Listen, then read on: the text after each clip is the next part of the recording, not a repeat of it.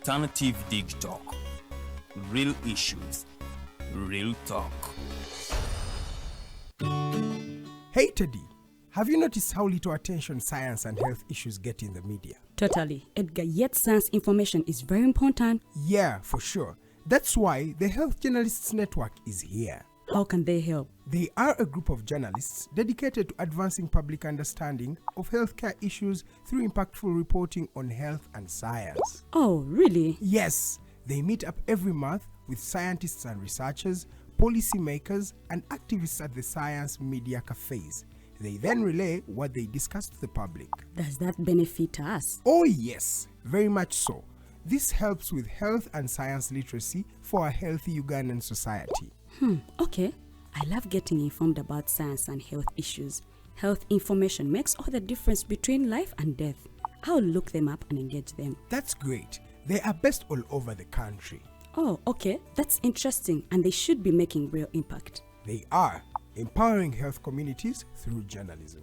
Journalists can save lives just like doctors.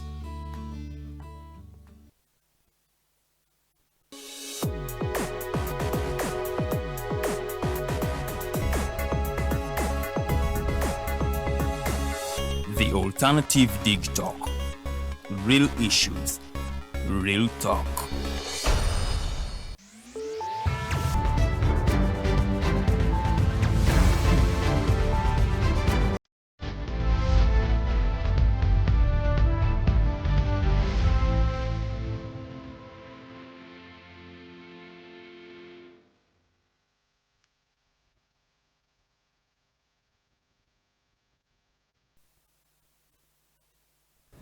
Akawungeza akalungi gwe munnange yatwekuumiddeko program ya voltage g'amasannyalaze gennyini buli lunaku olwokuna essaawa ebeeremu yakawungeza okutuuka ku ssaawa 3 ez'ekiro. Alternative Digital wonno wotulabira awatuufu era nga ffe tuba twogera nsonga zennyini. Era olunaku olwaleero ensonga ze tugenda okuba nga twogerako zikwatagana ku byabufuzi nga tutunuulira enneeyisa ya bewaliise ba stakeholders oba bekikwatako bwe kituuka ku nsonga eno gye tuliko ey'akalulu ke tugendamu akabonna aka 2026. Kati nno akakiiko ak'ebyokulonda kalina eddimu okulaba nti kateekateeka akalulu ak'amazima n'obwenkanya. Awo nno ate ne tudda ku balonzi bo ogwabwe bagukoze. Bwe tuva ku balonzi awo ne tuba nga tukwata ate ku beesimbyewo. Abeesimbyewo bwe tuba nga tubatadde ku bbali awo nno tudda ne ku b'ebyokwerinda oba kubatwala ebyokwerinda bakoze kye bateekeddwa okuba nga bakola. Bwe tunuulira ennaku eziyise entonotono wabaddewo okuubagana wakati w'abeesimbyewo n'aba police oba ab'ebyokwerinda era nga mu mbeera eno omuntu omu ate n'alugulamu obulamu. Tutunuulira enneeyisa yaabwe nga bwe tweteekerateekera okulonda okwawamu. Nze Omumbejja Luwedde Lilian nga bwe nkwanjulidde kyeno tubeerawo buli lwakuna ssaawa emu ey'akawungezi okutuuka ku ssaawa 3 ez'ekiro. Bingi nnyo bibaddewo mu wiiki eno yennyini era nga wetulabidde nga General Court Martial eno munnange oluvannyuma lw'okuba nga ekomezebwawo ate ne baba nga batuwanjulira abagenda okuba nga bagituulako era nga head of the General Court Martial ye Brigadier General Tukachungura Richard. Awo nno bwe ntandika okusoma amannya ago oyongera okukakasiza ddala nti ensonga ziri serious era nga kuliko bamemba abatula ku General Court Martial abalala 9 nga kuno kuliko kano Wankandya Simon Tusa, kuliko kano Asha Patra, kuliko kano Kangwamo Frederick, kano Mugisha Rafael naye kwali nnyo, kuliko Lieutenant kano Igambi Muhammad Nasa naye kwali, kuliko Major Amodoy Samuel Moses, kuno kuliko Major Ari Haihi Emmanuel, Major Nyombi Abeka okonokosa ne Major Chemtai Dennis. Kati bano bebajja okuba nga ate batuula ku lukiiko olwa General Court Martial. Lieutenant Colonel Drani Eparu David owa 4th Division yajja kubeera chairperson wa Division Court Martials okonnokosa ne Lieutenant Colonel Mulyanti Yakub Hassan one Special Force Group. Abo nno bwetyo General Court Martial kwongera okuyisizaamu bwetyo ate zezo appointments ezakoleddwa ate nomunange CDF okulaba nga bano ate bongera okulaba nti bateekesa mu nkola ennyingo ya 192 193 awamu ne 195 eza UPDF Act as amended. Iranga munongosereza zino ezakolebwa kwe kulaba nti kooti eno ey'amagye nayo ekomezebwawo era mukomezebwawo kwayo bwe batyo nno abagenda okugituulako bwe balambikiddwa. Tujja kweyongera okukonaganya ku nsonga eno ate okulaba butya bwe tugimenyamenya abakulu bali mu studios bo bagirowoozaako ki. Tuli mu biseera ebyokuwenja akalulu. Kakati nno amannya gano bwe gafulumye abamu ku bo ne bagamba nti lwaki ezze mu kiseera kino okusingira ddala bannamateeka bibuuzo bye beebuuza. Kankomewo nkuwe ate platforms endala kwe tuli naye kansokenyanize abakulu benina mu studios. Omukulu Sendagire Muhammad sooka olamuse kuba tulaba. Okusookera ddala nebaza Mukama Katonda akeesezza era atuwadde obulamu abali ku panel ba muganda wange Mwonge Vianney Honorable nawe Mumbejja Lilian wamu ne baganda baffe abali ku studios abatulaba n'abatuuliriza. Manya Kasirye Sendagire Muhammad Munnakampala yali atunulidde entebe y'obwa Lord Mayor bw'ekibuga Kampala era nga ndi mwa NRM ddala omwagala w'abangi ako nako tukagattako.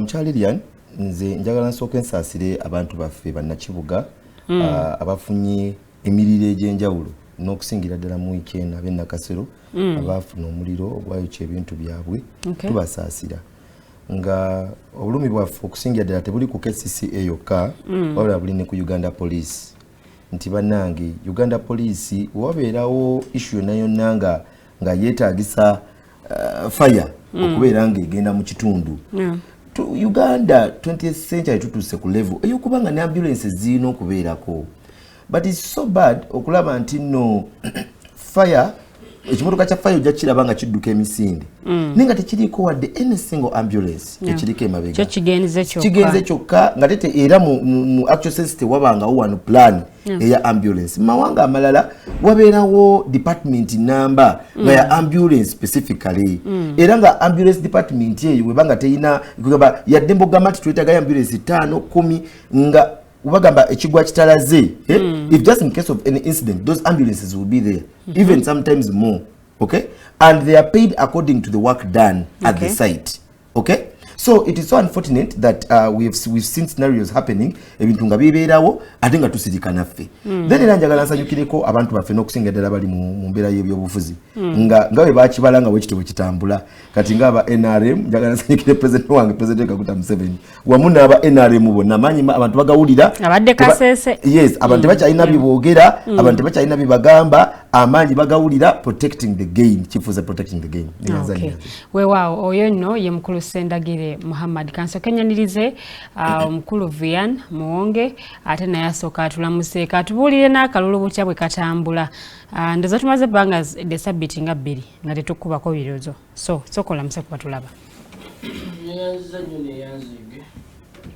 erinnya nze muyogo gwanga Muwonge Vianney njagala okutwala omukisa guno okwebaza Digitalk olw'omwaganya gwetuwa okulanga tuyinza okwongerako ettaffaali ku ggwanga lyaffe njagala okwebaza moderator wa program eno Mumbejja olw'okuba nti otuyita entakira n'ekigendererwa eky'okuzimba eggwanga lino eno nze coordinator owa Popular Resistance against successional politics.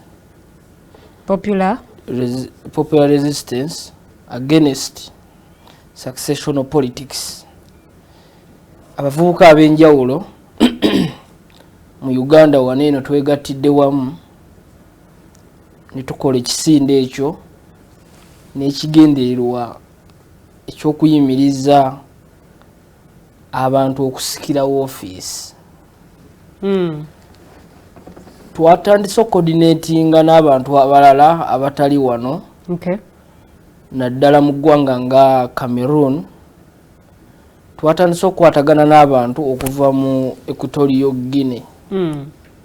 Abasembeyo be twegasseeko be bavubuka ab'e Rwanda n'ekigendererwa ekyokulwanyisa ebyobufuzi mu Republic ebyokusikira. Bw'ogezaako okulaba Lilian ebyobufuzi byaffe entambula gye bitambula, ogenda okulaba nti waliwo emirimu egize gikolebwa ebbanga lyonna ery'okulaba ng'omwami omu atukulembedde emyaka egisoba 40 kati ate atuuse okulowooza nti Uganda eyinza okuba efuuse engatto ye oba nte ye, atuuke okugikwasa mutabani we. Kyo tajja kukkiriza. Tekiri kyokka ku bukulembeze bw'eggwanga waggulu, naye tubirabye ne mu bifo kati ebya Parliament. Nti Viana akeera ku makya n'afuka omubaka wa Parliament wanaka wa East, naye bw'aba agenda n'aleeta mutabani we. Politics oyo talina wagenda kututuusa, era ffe ng'ekisinde tulowooza wewe tugenda okusinga okulwanira. Tumanyi bulungi akaseera akatusemberedde mu maaso, naye tetujja kukyebera okujjako okutambula mu maaso. Lilian, mu myaka gya 1942 eggwanga erya North Korea nalyo lyatandika bwe lityo. Jjajjawo naaliko yakwata naye n'awa mutabani we, kati ne mutabani we n'awo naaliko. Obukulembeze bwansikirano. Obukulembeze eyali Republic nefuuka nga egenda efuuka dynasty. Kyetusuubira nti kiyinza okusaanyaawo existentiality yaffe, n'okugjawo abantu okubeera nti waliwo ekifo ekiri ring fenced. Era ffe ogwo omulamwa gwe twatandise olw'okubanga tuli mu kaseera ka byabufuzi, emirimu gyaffe gibadde mitono era gijja kubeera mitono paka akalu kano nga kawedde. But abantu abamu bagamba nti omuntu bw'abanga alina obusobozi takkirizibwa kusikira ofiisi eyo. Yani ekisinga okubeera ekibi ye influence peddling.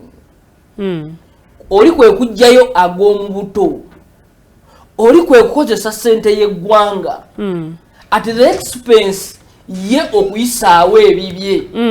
Kubanga kyandibadde nga si kibi senga oli akwata resources ze n'ateekayo bamutabani wa wangule, naye tuli mu mbeera nga tuli ku extent ey'okukwata ebyo ebitugatte wamu okukwata eggwanga oba okukozesa ebitongole byaffe eby'eggwanga ng'ekyokulabirako.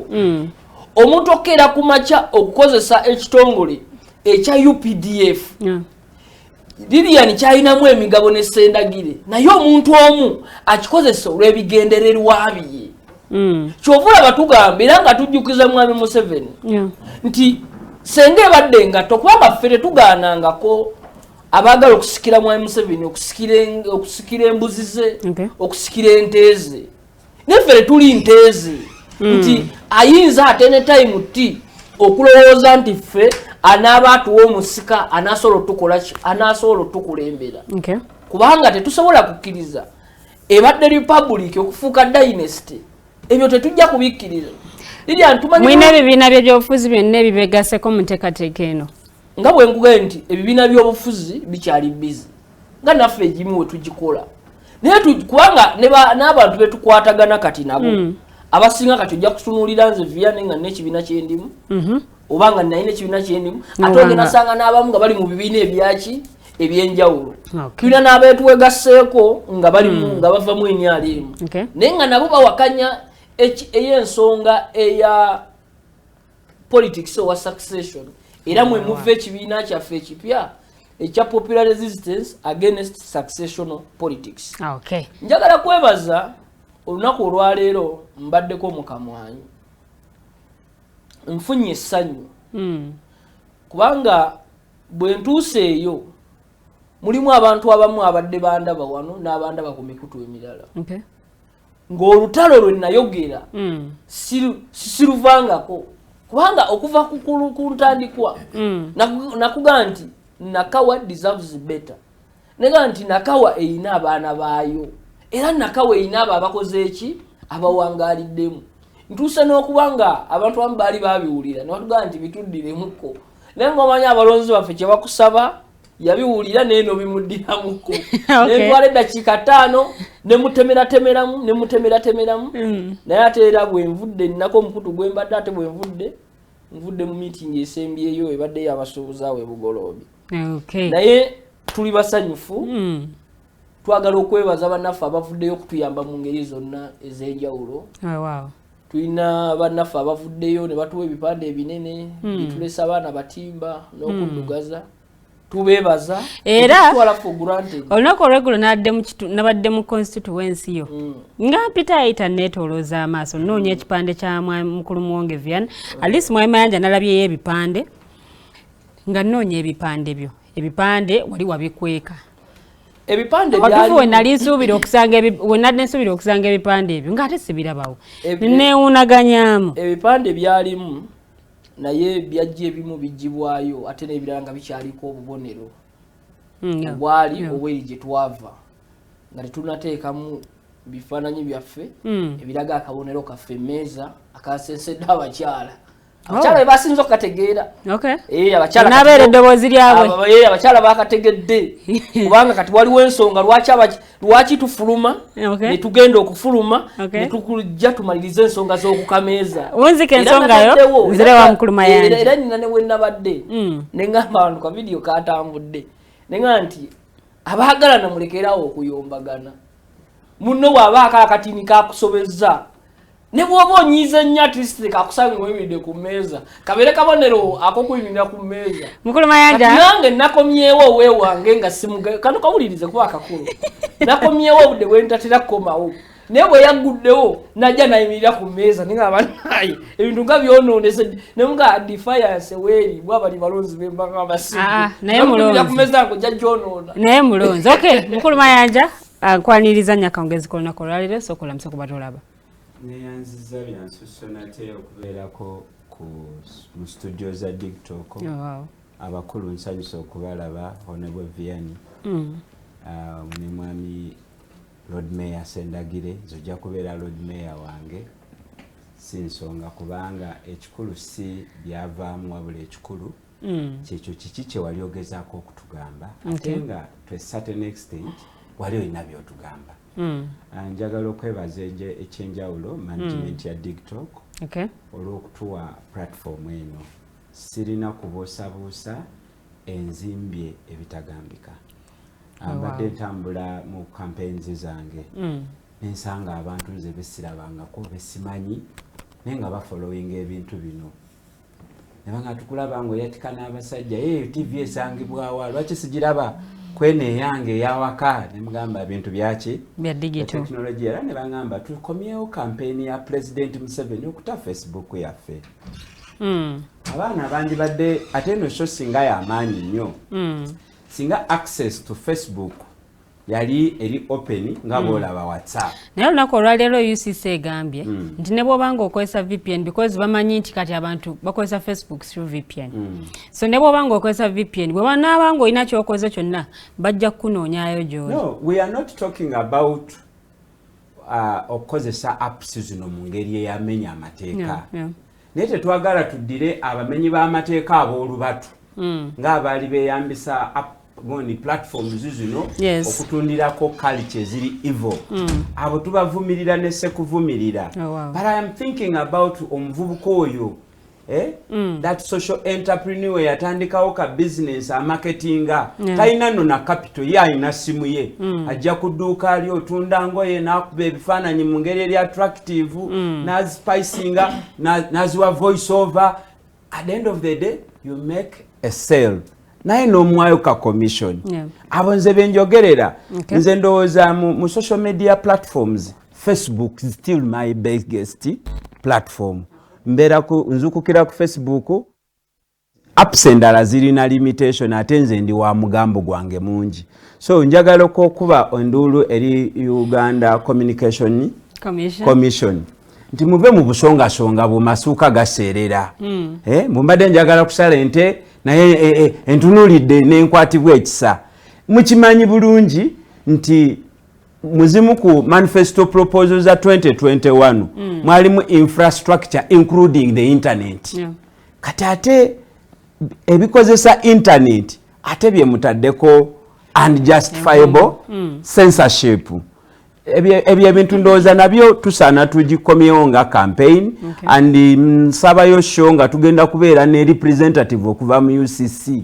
So that because batuteekerawo awo ekintuntu tekitegeerekeka and we are now counting years. Omukutu baguggala ebyaddala. Bino ebya VPN byakwekwasa. Let me tell you, VPN eri expensive. Ate VPN exposing data wo ku spaces zotamanyi. Oba kitegedde. So at the end of the day na Uganda ali extorted.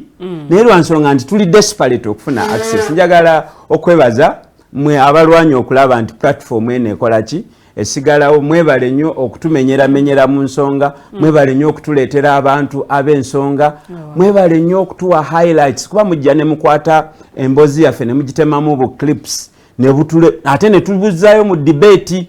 Kati mulina kye mwakoze wano ku presidential debate ne munzigirayo bu clips bajja n'omuntu fe abagoberera bino ebintu mwatukoze obulungi obutagambika. Neyanziza nnyo okubeera ku show akawungezi k'olwaleero. Neyanzege ekyagondi PFF mwama ne musalawo presidential candidate gwe mugenda otambula naye oba mukyetegereza. In reality PFF tegenda kola decision eyo lwansonga eri binded by a memorandum of understanding between two candidates.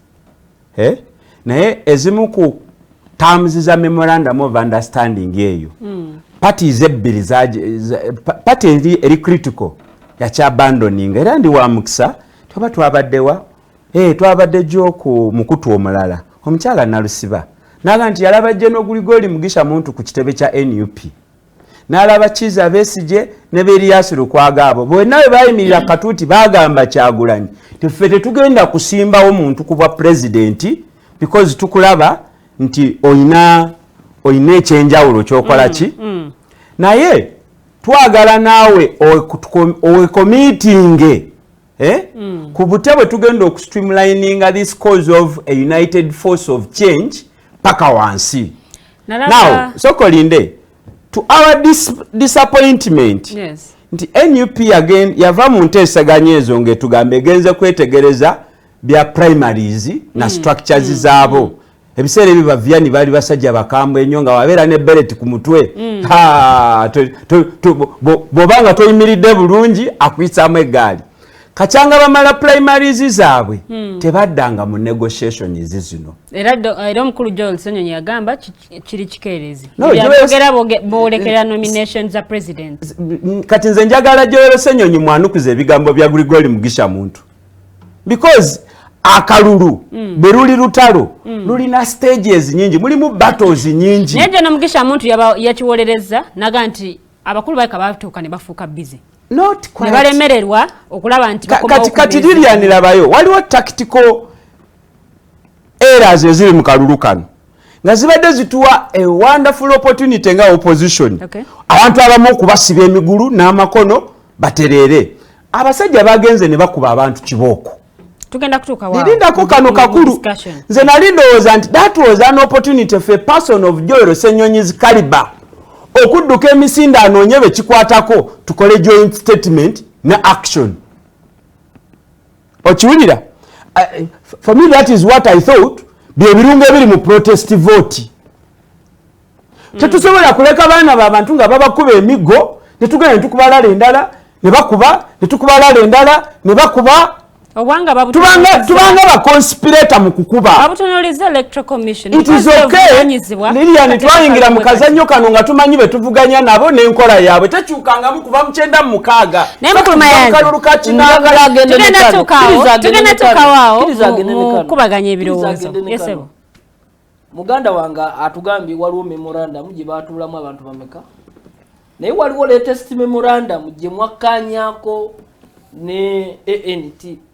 ne mugaa nti ANT weenaasimba temujja kusimbawo era mujja kuwagira oyo aliwo oba memorandum eyo wange eyo yennyini ye bavuga okuwagira presidential candidate omu oba okuwagira muwe mutasimbe NUP agamba egenda kusimba buli wamu bano balina memorandum era General Mugisha Muntu bwe twabadde naye ku mpewo wano yategeezezza nti wasange wali wa PFF nga waliwo wa PFF n'owa Alliance for National Transformation then awo akyewala naye bw'asanga nga waliwo wa PFF amunoonyeza akalulu era tukirabyeko oba bw'asanga nga waliwo wa NUP era ajja munoonyeza akalulu because yakyayina okukkiriza kuli kwekyo kye baali bakkaanyaako mu ntandikwa newankubadde nga tekyavaamu bibala.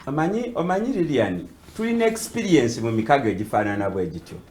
Omukago gubeera critical nga gulina ba actors kankwe ekyokulabira ku mu TDA kasita twa withdrawing Kizza Besigye there was nothing left. Kati tosobola kukulowooza ku United Force of Change nga emboze eyo teri mu National Unity Platform. Okay. Njagala nno mukadde kano kwongera okutegeeza nti tuli butereevu ku mikutu gye mugatta abantu. Bw'ogenda ku Facebook page yo teekamu Alternative Digital osobola okuba nga ate otufuna butereevu. Tuli live gwe oteekamu Alternative Digital oba n'oteekamu Digital TV platforms ezo osobola otufunako live. So nga ate YouTube channel yaffe nayo eri Alternative Digital. Goteekamu buteesi Alternative Digital ku YouTube osobola okuba nga ate naawe otwota buliro. Awo nno ate wenjagalira mukadde kano tube nga tuyingira mu mulamwa gwaffe butereevu okwongera okulaba nti tukuba tooki muneeyisa ya bekikwatako bwe tuba nga twogera ku nsonga ey'akalulu. Bekikwatako twogerera ddala nno ku kakiiko ak'ebyokulonda kubanga ke kavunaanyizibwa okulaba nti kategeka akalulu k'amazima n'obwenkanya. Bwe nva kakiiko ak'ebyokulonda nja kudda ku beesimbyewo. Abeesimbyewo tulina abeesimbyewo ku mitendera egy'enjawulo, tulina abeesimbyewo ku bukulembeze obw'eggwanga tulina ba candidates 8 abeesimbyewo weewaawo okuswagula akalulu kukyagenda mu maaso. Ennaku ezibabuzaayo ziri ennaku 40 wetwogerera okulaba nti ate tugendera ddala mu kkuba akalulu era nga okunoonya akalulu okw'omutendera gwa president kujja kubanga kukomekerezebwa ennaku z'omwezi 12 omwezi ogwa January omwaka 2026 so nga ate okulonda kwa nnaku za mwezi 15. Tulindiridde okumanya ebinaava mu kulondera ffe tujja kubanga tweyongera okubibatuusaako mu nteekateeka ez'enjawulo naye nno kuswagula akalulu kukyagenda mu maaso eri abeesimbyewo okuvuganya ku ntebe ey'obubaka obwa parliament mu constituencies ez'enjawulo. Okunoonya akalulu ko kukyagenda mu maaso n'abali ku mutendero gwa local government nabo bakyagenda mu maaso n'okuba nga banoonya akalulu naye amaaso gabadde gatambulira nnyo ku beesimbyewo ku ntebe ennene ey'obwa president. Mu kunoonya akalulu kuno bano nno batambudde mu districts ez'enjawulo newankubadde nga bamu beemulugunya ku ngeri gye bagaaniddwamu okwaccessinga towns mu districts ezo ze baba bagenzemu mu bitundu ebyo gye baba bagenda okukuba campaigns kale ate ne babeekooloobya okuyita mu makubo agali eyo mu bufunda ge beemulugunyaako nti tegali mu mbeera nnungi. Bw'ova ku ekyo ensonga y'abakuumaddembe okuba nti nabo bataataaganya entambula zaabwe especially ab'ekibiina ki NUP bano nga bazze bakuubagana n'ab'ebyokwerinda okusingira ddala poliisi ebadde egezaako okulaba nti nabo bateekesa ate embeera mu nteeko. Bano nno akulira ebikwekweto omukulu Mwesigwa yadde mu kakiiko ak'ebyokulonda olunaku olw'eggulo nga bongera okuwayamu ku butya mwe basobola okulaba nti akalulu kano okunoonya akalulu kugenda mu maaso bulungi naga nti babagayidinga oluusi kuba we balina okuyita newankubadde nga batuuka oluusi ne bafuuka bangumya mutwe kale no ne batambula n'ebikoosi eby'abantu abangi ekiviirako ensanyalala y'emirimu mu bitundu gye batambulidde. Kati poliisi mu kugezaako nti okutereeza ate embeera kale bamaliriza embeera evudde mu nteeko. Ebyo nno bwe bityo bwe biri naye n'abakakiiko nabo bali mu kweteekateeka otwogerera biometric machines 10,000 gye basobola okuba nga ate nabo bafuna okulaba nti bateekateeka akalulu mu bujjuvu polling stations bazongeddeko. Previously zibadde 3.5 n'obugwamu awo naye bwe twogerera giri kati 5,000 mirambire 5,359 za polling stations eziriwo. Polling stations zino abantu 600 bajja sobola okuba nti baccessing ekifo ekyo okusobola okulaba nti bagenda mu maaso n'okuba akalulu. Ensonga eri mu ddiiro kwe kuba nti abamu ku bakulembeze bazenga bagamba abalonzi nti bw'omala okulonda sigala waawo okulaba nti okuuma akalulu kano. Newankubadde ng'omulamuzi Simon Byabakama ye yategeeza nti bw'omala okulonda gwe amaze okulonda genda ewaka. Etteeka ligamba ki? Etteeka weewaawo ddyo lyongera okulaba nti nalyo liruŋŋamya eri abo abeesimbyewo ate n'abo abamaliriza okulonda weewaawo n'abalonzi meters ze balina okuba nga baddako ebbali. Naye nno tugenda kuba tuyitaayitamuko mpolampola. Abakulu b'ennamu mu studio zosooke bambuulire bo akalulu bakalaba batya. Bye baatusuubiza okuba nti akalulu kagenda kubeera ka mirembe kasirifu ate ak'emirembe bye tukyaliko oba emboozi kati ekyuse. Y'okukyuka kwayo okusinga obuzibu buvudde luddawa. Abalonzi be baliko obuzibu, abeesimbyewo be baliko obuzibu, ab'ebyokwerinda be baliko obuzibu, oba akakiiko k'ebyokulonda tekakoze kimala kugayidinga mu nteekateeka eno. Njagala ntandika naawe mukulu Sendagire Muhammad ku mulamwa gwaffe gw'olunaku olw'olwaleero.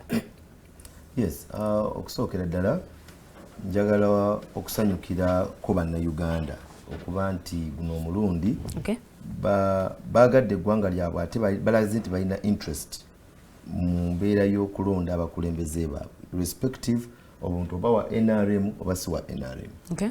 Wekanga nga bannayuganda this time round they have satisfied bagezezaako okuparticipatinga mu kana akalulu mu mbeera y'okwekuuma first of all n'okuyambako government where need be n'okurejectinga ebyo ebitanyuma mu kalulu. Abakulembeze bangi nnyo abaagala okubeera nga bakola amannya wakati mu ffujjo. Era abakulembeze bangi ku mitendera gyonna kubanga kikwewunyisa okubanga oli n'oba ayagala bwa kansala ayagala nnyo alage ku kyalo kwali nti mazima ddala amanyikiddwa era mu ffujjo ali pro. Kwegamba tulina enkola eya omupiira ogw'okwekuba mu kisaawe. Mulimu oli alowooza nti nno wanaakuba banne endobo lwe bajja okumumanya nnyo nti wuyo Sendagire omukubi w'endobo. So enkola eyo ebaddewo era ebadde maze ebbanga kumpi emyaka 2 aga Dr. Kizza Besigye nga abadde candidate. Enkola eyo ebaddewo nnyo kubanga ndowooza ye ate Dr. Kizza Besigye ye yalabanga okukyusa Uganda n'okufuna obukulembeze the best way ndoza tujja kuyita via violence and embeera efaanaganako weetyo eya defiance which is also a tactic actually eyinza wesanga government ennafu baba agikubye dda kisoboka naye olwokuba ti no President Yoweri Kaguta Museveni government ye ebadde kind of strong ate ng'eyagalwa abantu kati newesanga nti kikalubiriddwa nnyo abo abalina endowooza ey'okuleeta effujjo okulaba nti nakalulu kano bakoonoona. That's the first thing.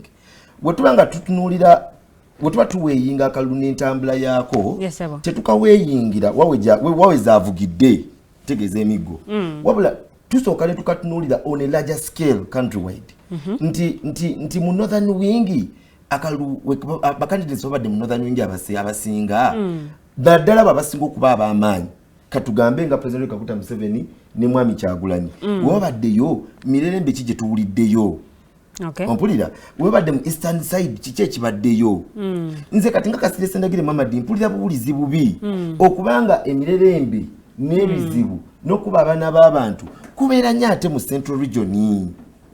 Ontega kyenkugamba kibanga ekintu ekiri deliberate in one or the other kubanga bw'otunuulira unfortunately munnayuganda yafiira Iganga naye bw'otunuulira actually yalina onlooker teyali ku rally yennyini naye yali ayimiriddeko ebbali. Bw'otunuulira enfaayo ate nga kyali so unfortunate so ekyo Kasirye Sendagire Muhammad si kye twagala era NRM ng'ekibiina si kye kyagala.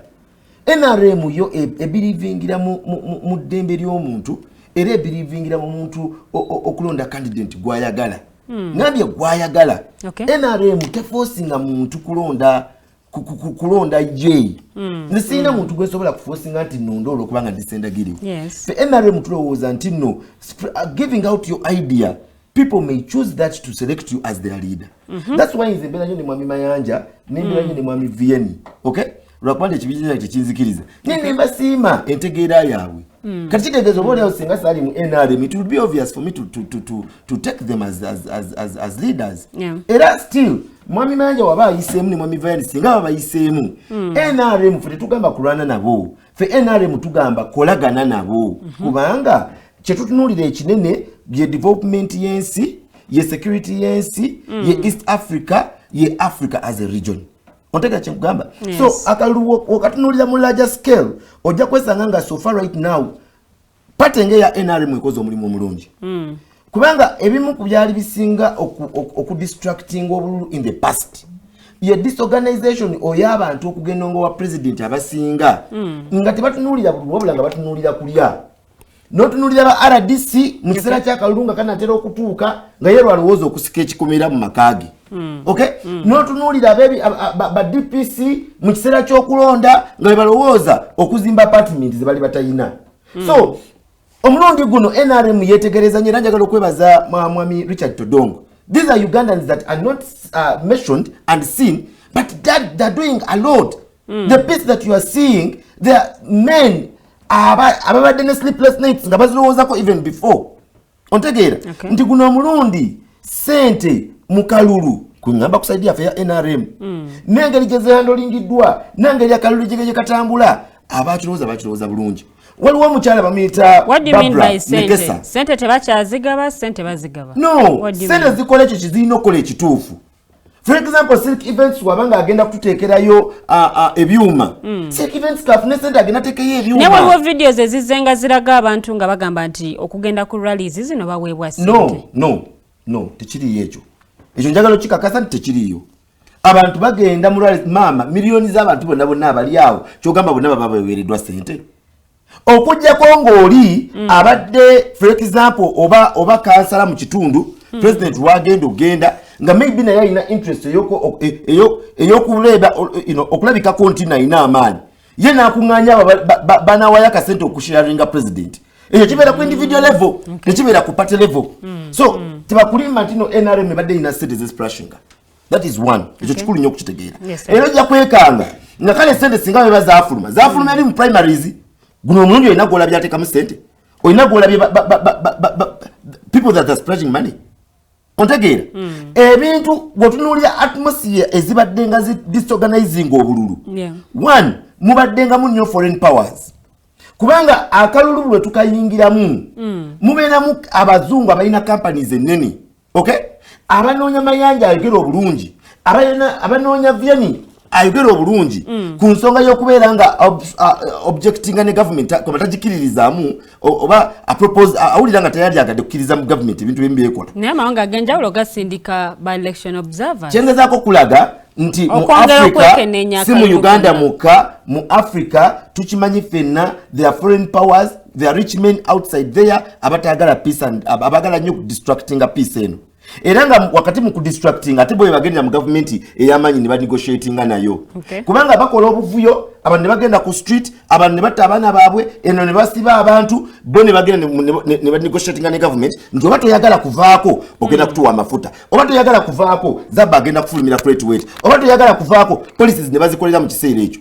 but this government is so strong to a point that at least it has condensed nti nabo opposition ku ssaawa zino tebakyalina kye bagamba numbers hizo kazo la bakuraliza president Kaguta Museveni tezibeerangawo mu history goge mazima era n'ebigambo bye tukozesa ffe basenegera ba NRM tubanga tukyayagala okusika obululu we are so calculative on what we say we feel bad for Ugandans who get losses and problems within the line of bisana byakalulu okay naye at the same time twagala okubajjukiza nti waliwo abaana batulwana ekyo tetujja kulekera okukyogera there are people elsewhere abatulwana tetuganye government si buli kimuntu kirungi tetuganye waliwo ebibulamu okay nabadde ndaba president candidates ku TV station yemu naye bonna nagenza obetegereza nga bali mu paper president Museveni gye yamala gye badiscussinga from question number 1 none of them could strongly stand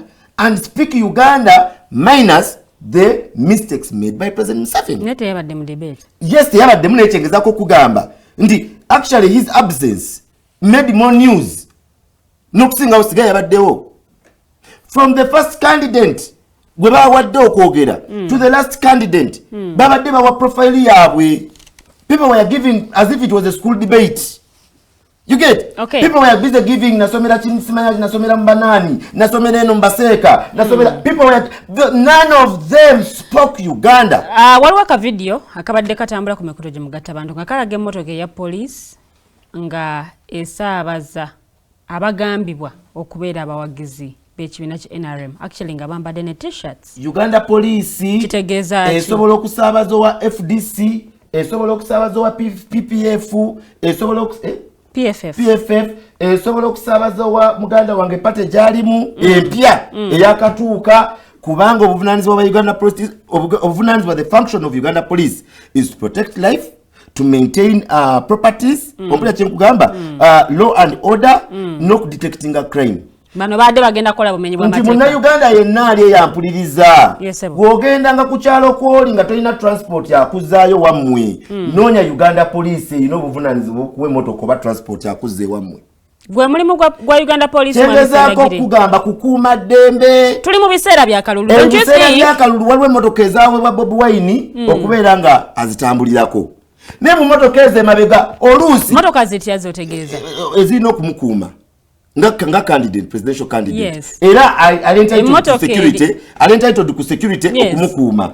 Naye tekiri nomu okubeera nga waliwo NUP atalina transport oba talina atambula asobola okugamba nti bannange nange muntwaleko mbadde sirina gye nzira. Kino tekijjako police okubeera neutral mu nkola y'emirimu gyayo because this is not what we expect of the Uganda Police okuba nti egenda kusaabaza bawagizi ba kibiina gundi. Sijja kulowooza nti no Uganda Police kyabadde intended nti eyagala kubasaabaza.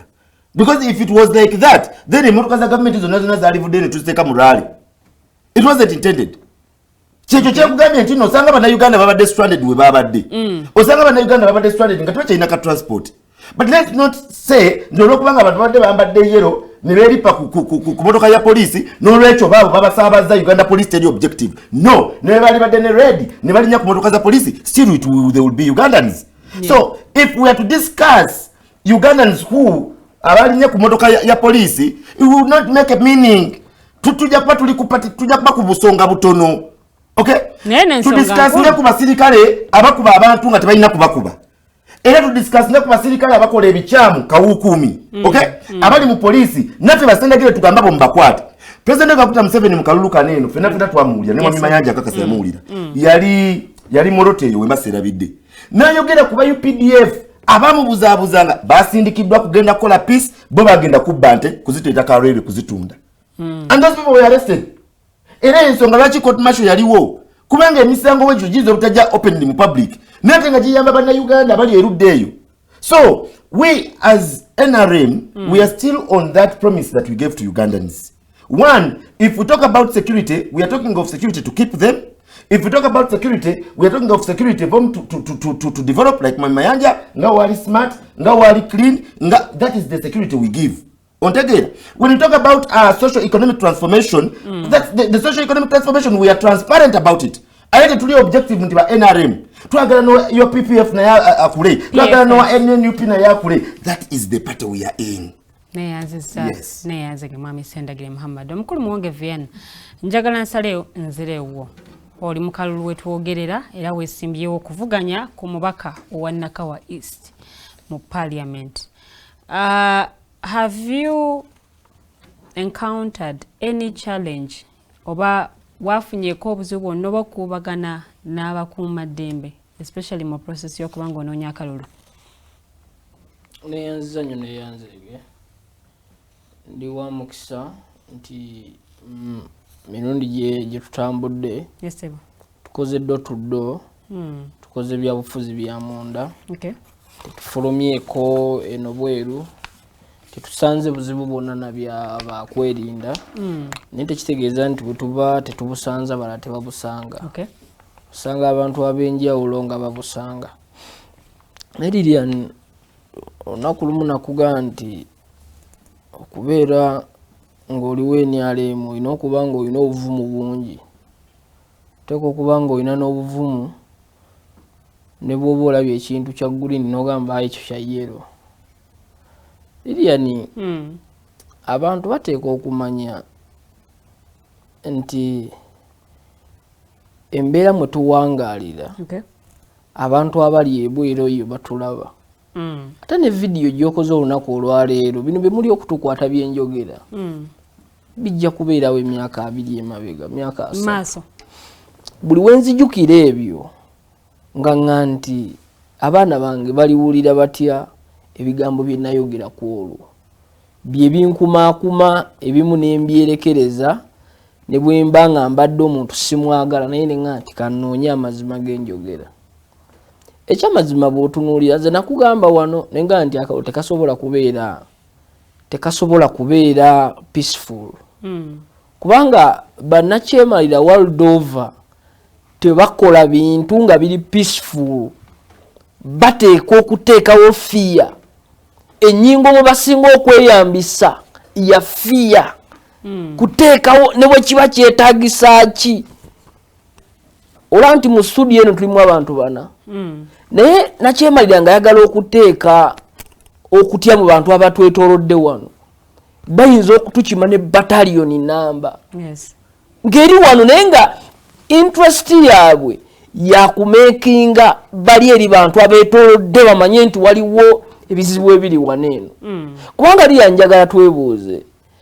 Tutuuse tutya nga abantu okufiira mu kalulu kifuuse kya bulijjo era buli omu nadda ewaka, buli omu n'asanyuka, n'abo ababikoze ne bagenda nga basanyufu. Naye ng'oli eyaleseeyo maama, yaleseeyo omwana, tagenda kuddayo. Naye ffe ne tubeera wano eno, ne tunoonya embeera yonna ne tujustifyinga. Ekyo kiyinza okutuuka ku waffe. Ekisinga okubeera ekibintu bino ebizibu tebinnatuukako abamu tebinnabatuukako.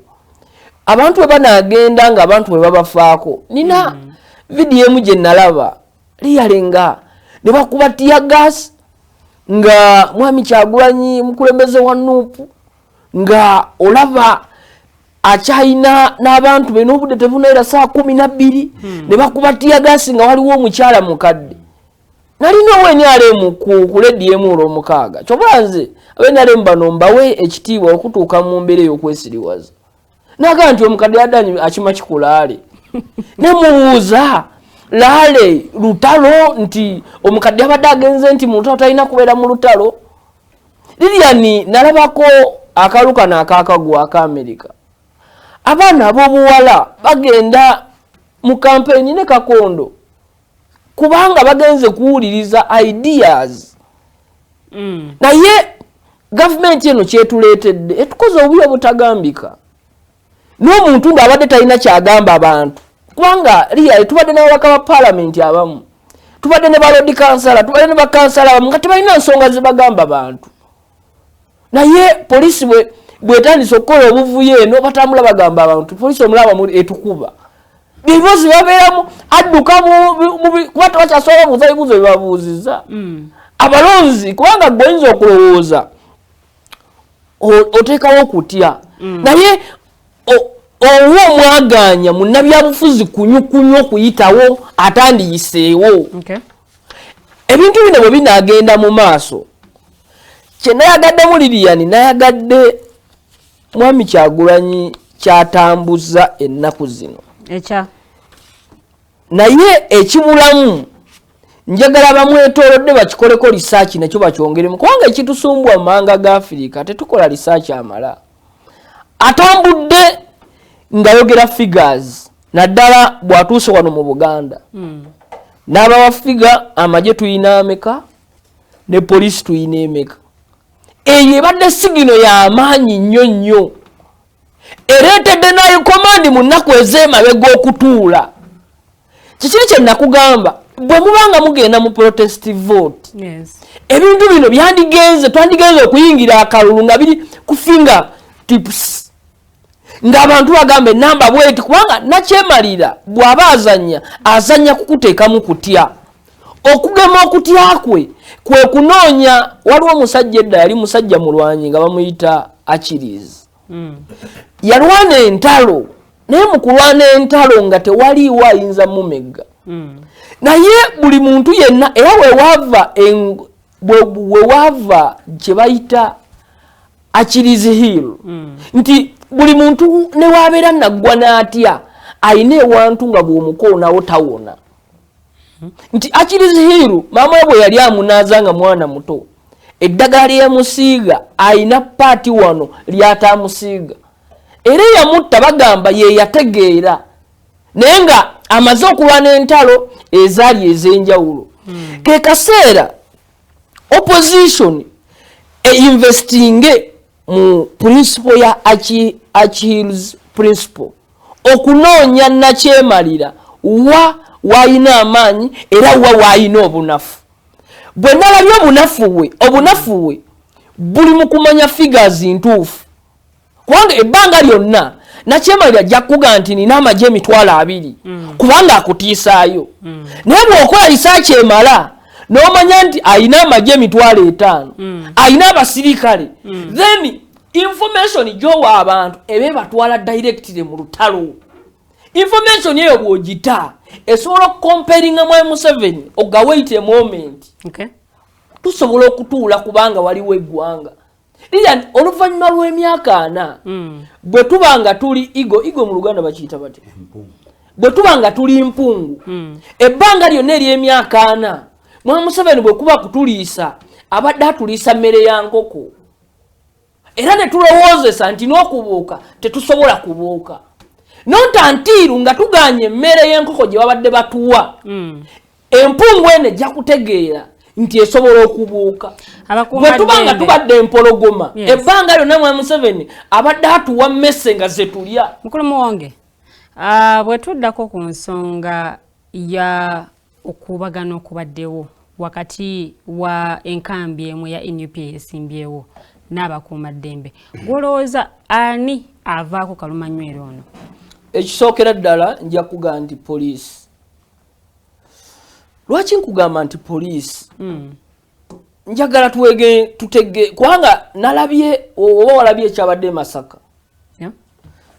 e Masaka tewabaddewo tiya gaasi tewabaddewo kubagana tewabaddewo lutalo naye nga ate abantu babadde baki babadde bangi tugamba nti tusobola presidential candidate oba Lord Mayor oba omubaka asobola okukanya n'ebitongole ne bimuga nti muyite wano era ne mukanya ayitewo nanga ne bw'oba oyitawo Lilian ekibasumbuwa kiri ki ab'ebyokwerinda bagamba gwe bw'obanga ogenda kuba olukuŋŋaana tugeze mu kisaawe ekimu tugeze waneeno mu Makindi totambula n'abantu abantu bagambe bagende bakulindire ku kisaawe olw'ensonga nti kitaataaganya emirimu mu makubo bw'oba nga wabadde waliwo omulwadde ng'ali mu ambulance nga balina omutwala mu ddwaliro bwe muba muyitawo ekkubo lizibibwa ekibasumbuwa kyekino lumu M7 yali ava Entebbe n'atusibira awo ku bitaala by'Entebbe twamalawo essaawa 2 twamalawo essaawa ezi nga mulimu bizinensi ng'oyinza nosanga kwegamba awo tewali waafa kati tekukyali ku M7 yekka ne muhozi bw'aba atambula asibe kuba essaawa namba oli mukulembeze wa ggwanga anti nkugambye nti kati kigenze ne mu mutabani we asibe ekkuba essaawa emu n'ekitundu n'eki kye ŋŋamba wano Lilian tewaliwo ekintu kye neetegereza tewaliwo presidential candidate ajja kujja mu Nakawa East atambulirewo ennaku 3 ne bw'anaaba lunaku lumu ne bw'anaaba agenze ekira ne bw'anaaba agenze ekira era ffe ajja kumaliriza atambudde nga naawe avuddewo okubeera n'ebirevu ebingi tekitegeeza nti olina amagezi mangi bwe buzibu bwa poliisi kubanga senga byali birevu senga zino embuzi ezirina ebirevu ze zisinga amagezi naye poliisi kiri kyenkugambye nti etumye omwagaanya bano abamu okujja okunnyonnyola mayanja alina bavuganya nabo bavuganya nabo bwe babadde nga batambula ng'abantu bababuuza ebintu nga tebaddamu bulungi bananaagira kati mayanja omuwadde obuzibu gwavuganya naye kati yatambulaga abasajja batuli bubi era tuli mu struggle etumenya taddamu biri eri kugamba waliwo ne poliisi weetuka neweebuuza gwekolera nga ki nga tomutegeera. Okay. Naye aziza mukulu muwonge Vianney tuginagina mukumula mukokatono nnyo. Bwetukomawo njagala okuwulira okuva eri mukulu Mayanja Robert okuva mu People's Front for Freedom. Ku bigenda maaso especially mu kunoonya akalulu.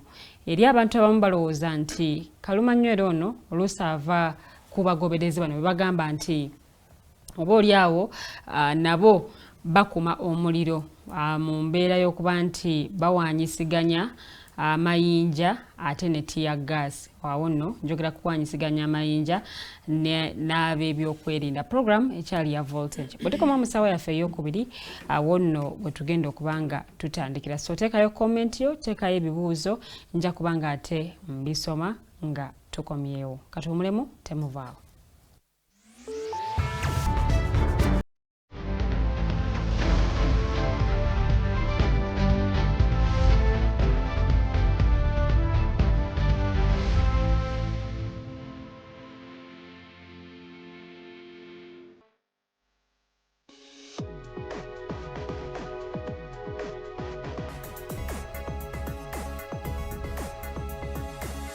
The Alternative Dig Talk. Real issues, real talk. Hey Teddy, have you noticed how little attention science and health issues get in the media? Totally. Edgar, yet science information is very important. Yeah, for sure. That's why the Health Journalists Network is here. How can they help? They are a group of journalists dedicated to advancing public understanding of healthcare issues through impactful reporting on health and science. Oh, really? Yes, they meet up every month with scientists and researchers, policymakers, and activists at the Science Media Cafes. They then relay what they discuss to the public. Does that benefit us? Oh yes, very much so. This helps with health and science literacy for a healthy Ugandan society. Okay. I love getting informed about science and health issues. Health information makes all the difference between life and death. I'll look them up and engage them. That's great. They are based all over the country. Oh, okay. That's interesting, and they should be making real impact. They are empowering health communities through journalism. Journalists can save lives just like doctors.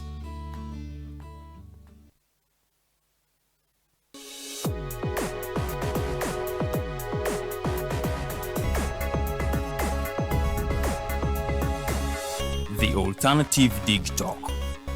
Real issues, real talk.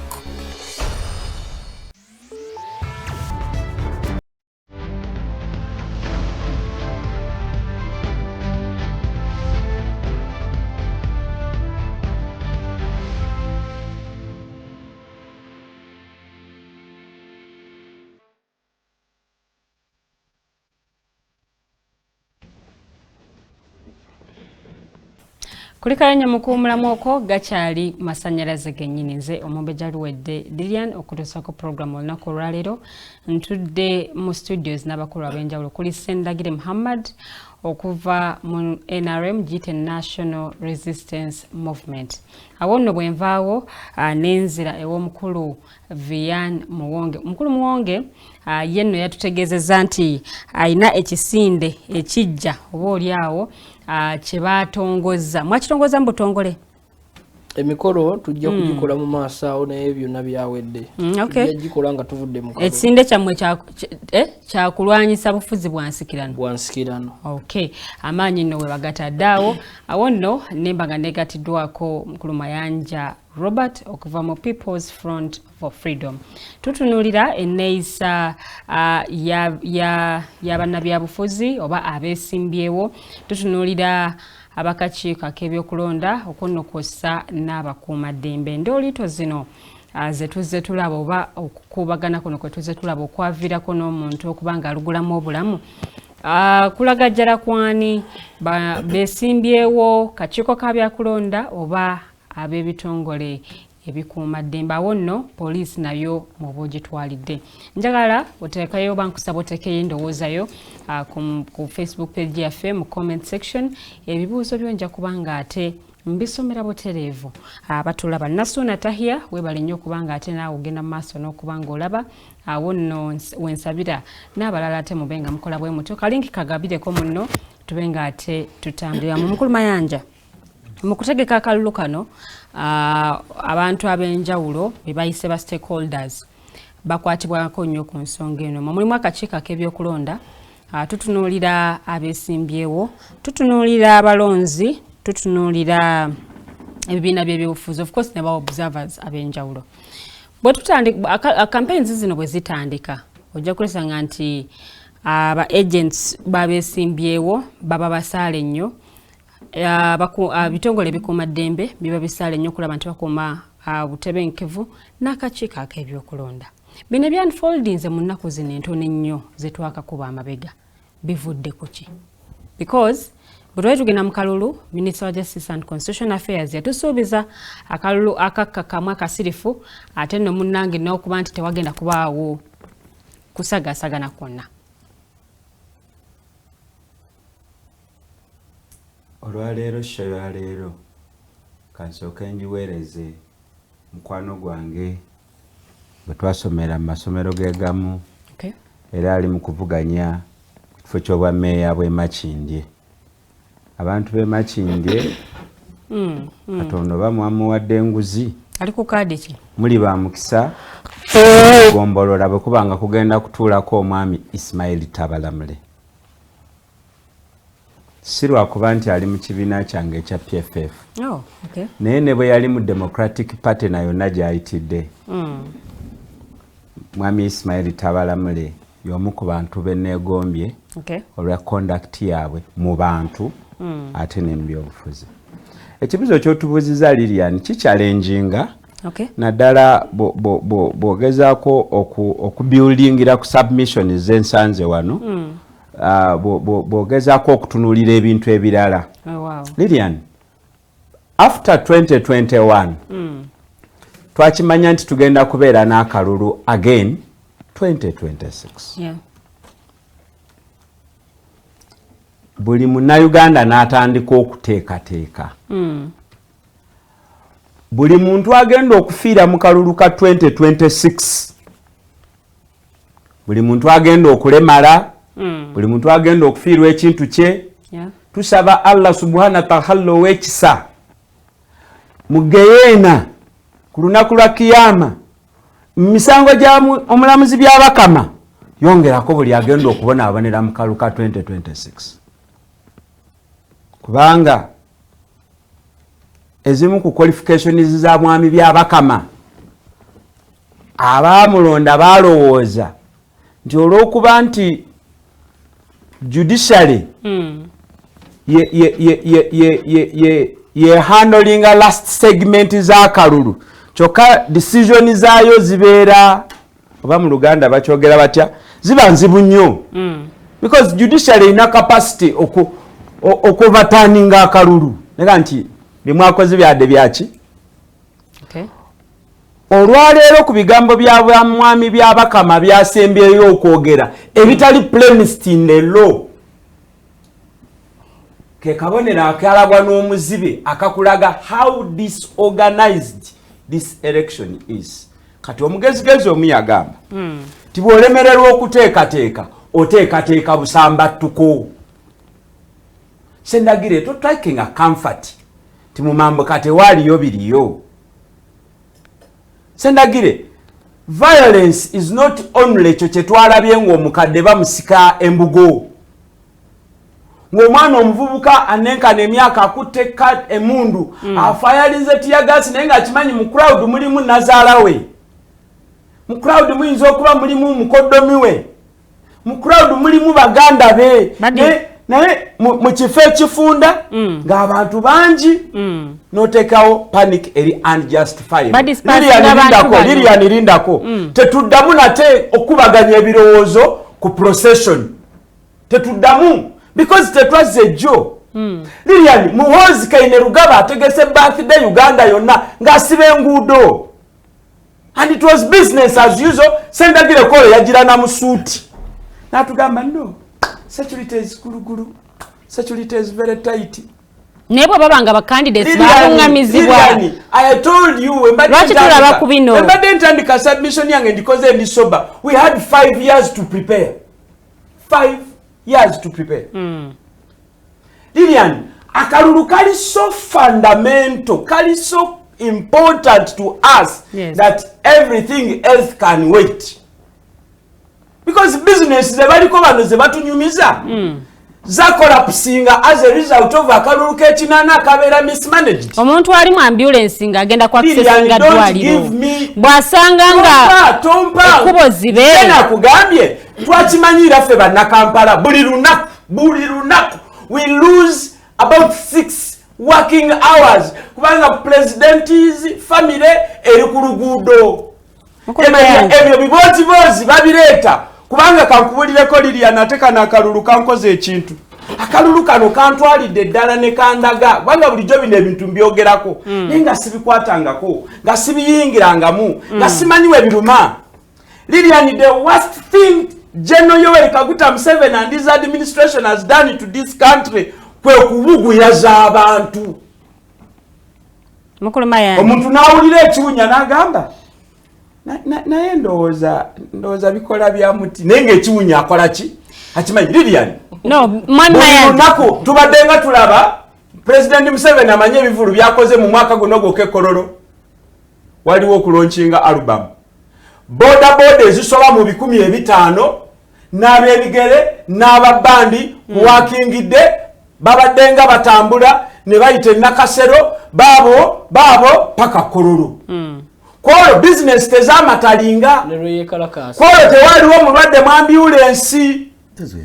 Now tulekerawo nga okulowooza nti bino birungi ku side emu sendagire it could be fun today. Sendagire mu ggwanga eryonoonese temuli muzira. Sendagire this is not come to your door at one time. Genda nakano nga tebanatandika kola no okongereze mu submission yo abakulu mu kakiiko ak'ebyokulonda batuula wamu n'abakuuma ddembe because bino byaba stakeholders bonna electoral commission political parties aspiring candidates ne bakkaanya nti wano no you are corrupting my mind ate wamdese wano kubulira byendowooza bw'oba oyagala kumbuuza ekyo sokompe what did we get from the inquiries about Kawempe mukalulu kanalukoola because Minister Bogambye ono Mao let him Mao because Mao is dead. No, he's alive. Politically he's dead. Oh, okay. Mao is the shadow of the Mao we grew up. Actually, President wa DP. It is a dead party also. It's a political party. Kati ulira. Yes, sir. Mao bwe yandibadde ajja tubulira ku silence of this election. Nga Minister wa Justice and Constitutional Affairs yandisoose kutulaga probe n'ebyagivaamu ku mivuyo egyakolebwa mu by election ye Kawempe n'atuparadingira ne ba suspects. Electoral Commission awo yandibadde ne Moral Authority okujja okwogerako naffe about 2026. Put Mao where he belongs. Mbwanfu bagiteeka ku jirikiti. And I am not apologetic. Okay, let's come back to I am not apologetic. Lilian, tuli mu kalulu. We are making a lot of fuss about processions. A lot of fuss about processions. Lilian, nze ntambudde mu presidential elections ezisoba mu 3. I know it, nkimanyi n'okusinga bwe mmanyi ebindi mu mugongo gwange. Nti singa katugambe candidate Kyagulanyi ayagala kuwa olukuŋŋaana e Namuwongo ku kisaawe. Poliisi nga yekwasoba obusongasonga ejja kumwagala asooka ayite e Manyangwa e Nangabo ayite mu Kalagi mu nsiko. Ekigendererwa kiri nti atuuke ku llale ng'alina obudde butono nnyo ng'akooye ng'alabika bubi.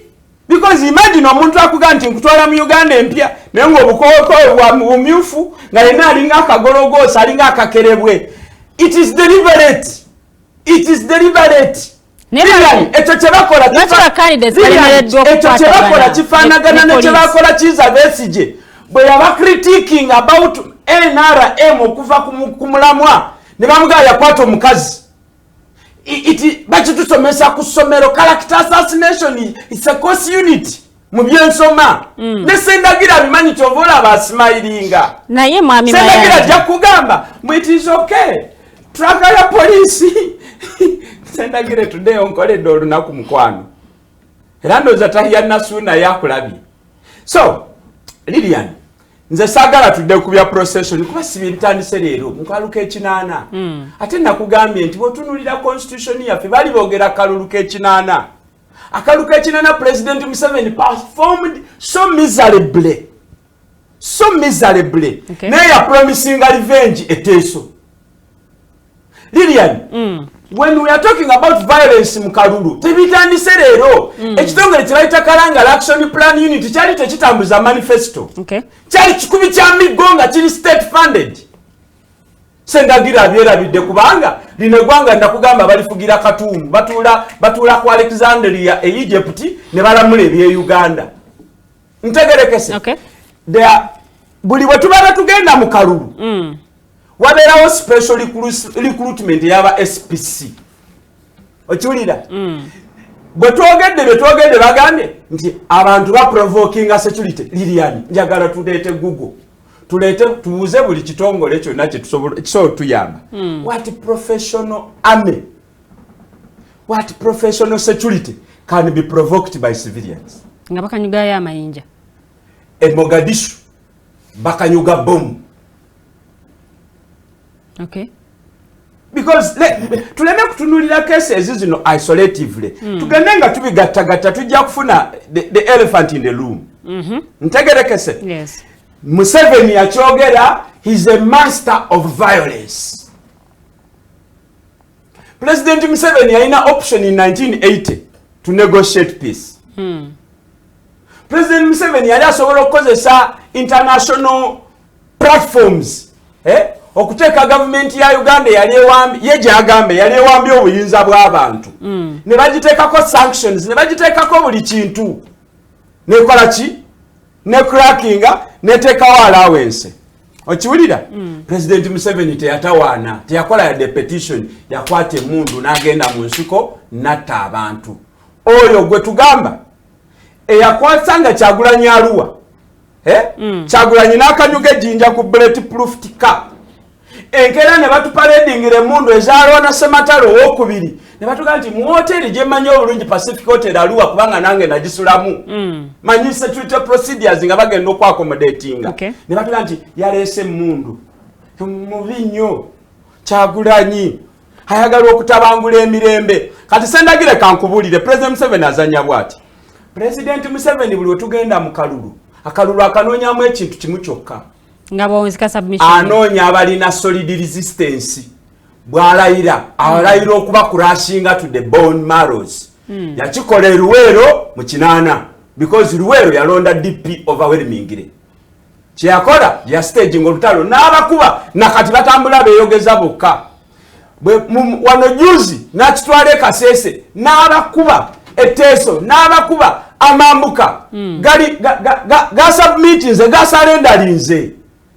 Kati resistance yazze Buganda Busoga. Sendagire nga tetunagenda mu kalulu kano bakwata Segirinya Muhammad n'omubaka Honorable Alan Sewanyana. Ne baba paradinga mu kooti nti bebe ebijambiya. Are we together? Ne bakwata omuwala Olivia Rutaya. Ne bamutwala mu General Court Marshal nga bamuvunaana emisango egiri related to security. Bo bennyini ne bavayo ne bagamba nti bamusonyiye. Nga tebamuyisiza mu trial ffe be bakolera tutegeere nti ddala Olivia yali yatusobya. Okitegedde? Kati nze Mayanja n'endaba yange y'ebintu buno buzannyo. President Museveni alina ekitabo kye yawandiika. President Museveni alina line ze yawandiika nze nenzitrakkinga mu kitabo kye yasoma. Sendagire okyogedde bulungi lwadde okitadde ku Besigye eyakonfensinga nti agenda kuleeta enkyukakyuka by non-violence. He is a retired colonel gwe tobeerangako yadde mu training ya police ya weeks ebbiri. Bamutumako okugula emmundu ekitegeeza amanyi gye zikola ki? But he chose to come and speak.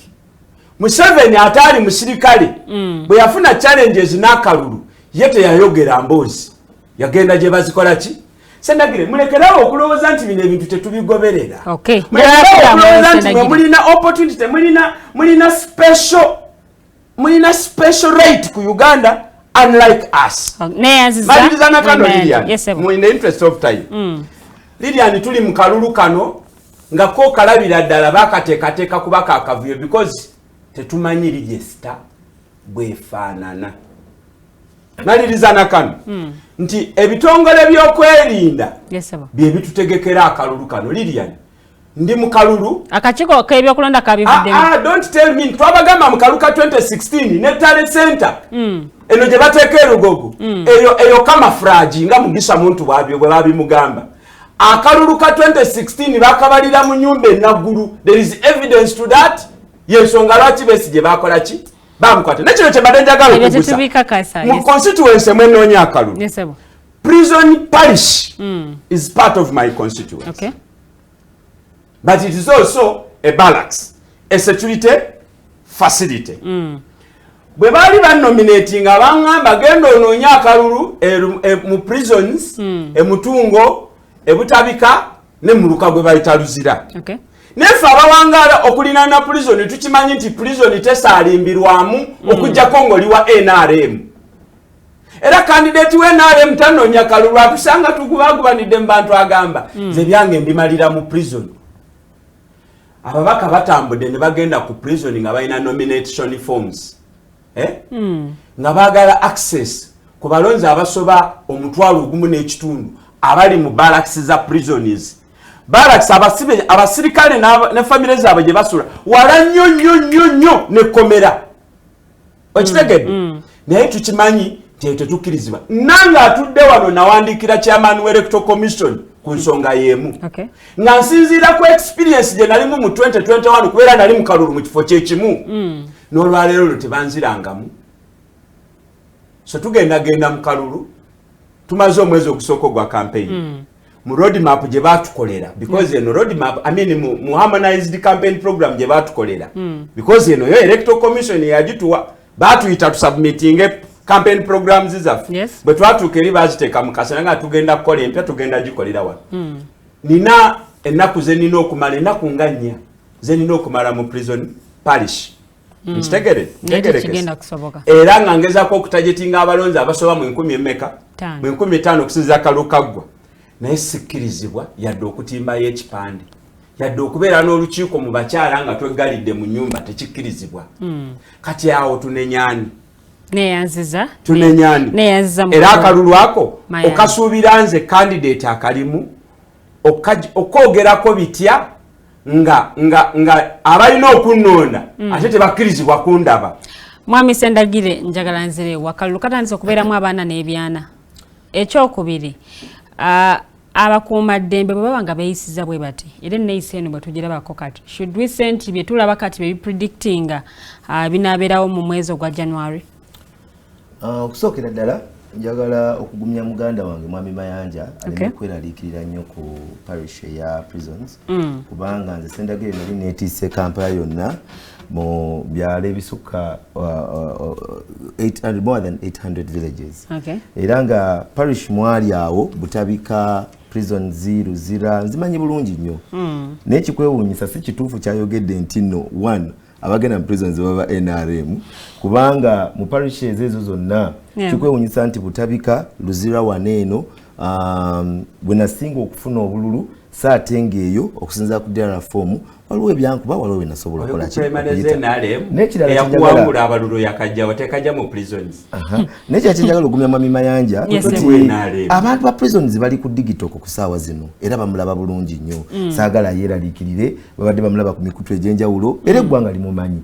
So saagala yeeraliikirire nti olw'okubanga tagenzeeyo physically nti talina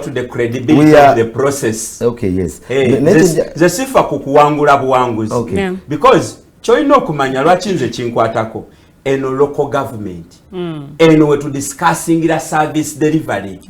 Abantu abo abali mu prison nabo baagala amazzi amayonjo enguudo ennungi baagala emyala emigogole baagala amataala ku kkubo naye abakulembeze abalina okutuula ku mmeeza esalawo ebyo abamu tebagenda kufuna mukisa kubawa ndowooza yaabwe ku nsonga ezo. That is unfair, it is unconstitutional. Prison, it is one community etambulira ku mateeka. Erina mateeka gaayo barracks zinazo zina amateeka gaazo era ojja kwesanga nga barracks ezimu tebajja kukkiriza mukazi ayambala mini nga oyambala mini bagamba ayambala akaleesu okitega kyentegeeza so kisinziira kuwa na community kijje twogereramu naye njagala okumya Mwami Mayanja nti abemugumu NRM kyetwalanirira ddembe lya ffenna era kijja mwewuunyisa naye nga temutuufu ensonga gyayogera ntuufu sendagire no information gitwale sendagire mu Nakawa division tuyina Mbuya military barracks yes. I am not complaining about that newankubadde nga nina ba candidates lwaki nti Mbuya barracks okulonda bakufulumya prison is unique. It is a parish of itself. Yes, that's true. Munda tulina okudeploying ayo ba polling agent naye guidelines electoral commission zimpo obuyinza okudeploying aba polling agent at my peace. Okay. Bwenjagala polling agent yanga je ku polling station ku sawa 11 ez'okumakya. Prison egulawo sawa 3. From experience kwanga go waiseyo lumu. From experience zigenda okuwera sawa 3 nga mu prison box zijjude neyanziza. Okay.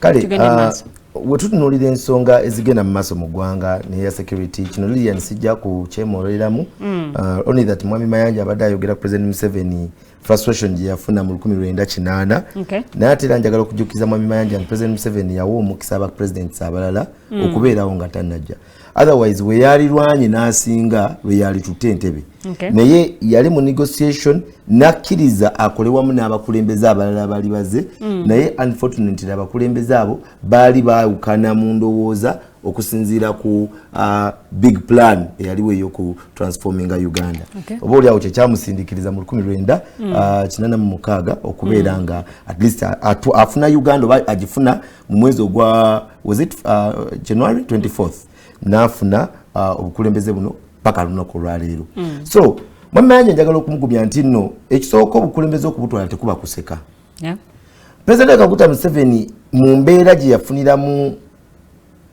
obukulu teyabufunira mu bannayuganda kumulonda wabula ya sacrificinga ye ne banni olw'ekirowoozo ekituufu ne babanga basobola okulaga bannayuganda kirina kuba kitya then ne babateekerawo enkola ey'okulonda ne bamulonda the first 10 years okay nebyo ebitundu byonna Mwami Mayanja byabadde ayogerako nti nno President Museveni yabisasula bubi si yabisasula obubi ate nekya Mwami Mayanja alina okukimanya nti ku ssaawa zino tuli ku pano tuli baluganda naye ku ssaawa zino singa Mwami Mayanja afuuka aduyi oba nze sendagire nenfuuka aduyi eri Mwami Mayanja it seasons okuba nga twogera ku national issues kati awo tuba twogera ku survival.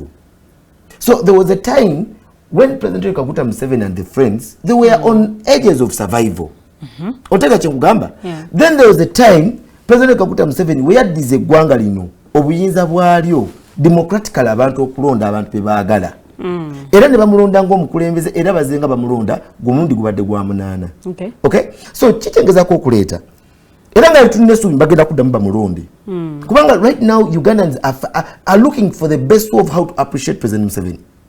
Don't you think that it's a time of those who don't want NRM or who are in opposition instead of managing the good things that the old man with the heart has done babimani and so at such a time balabanga it's the best time to reward him balabanga it's the best time to say thank you actually I feel good to see them looking good.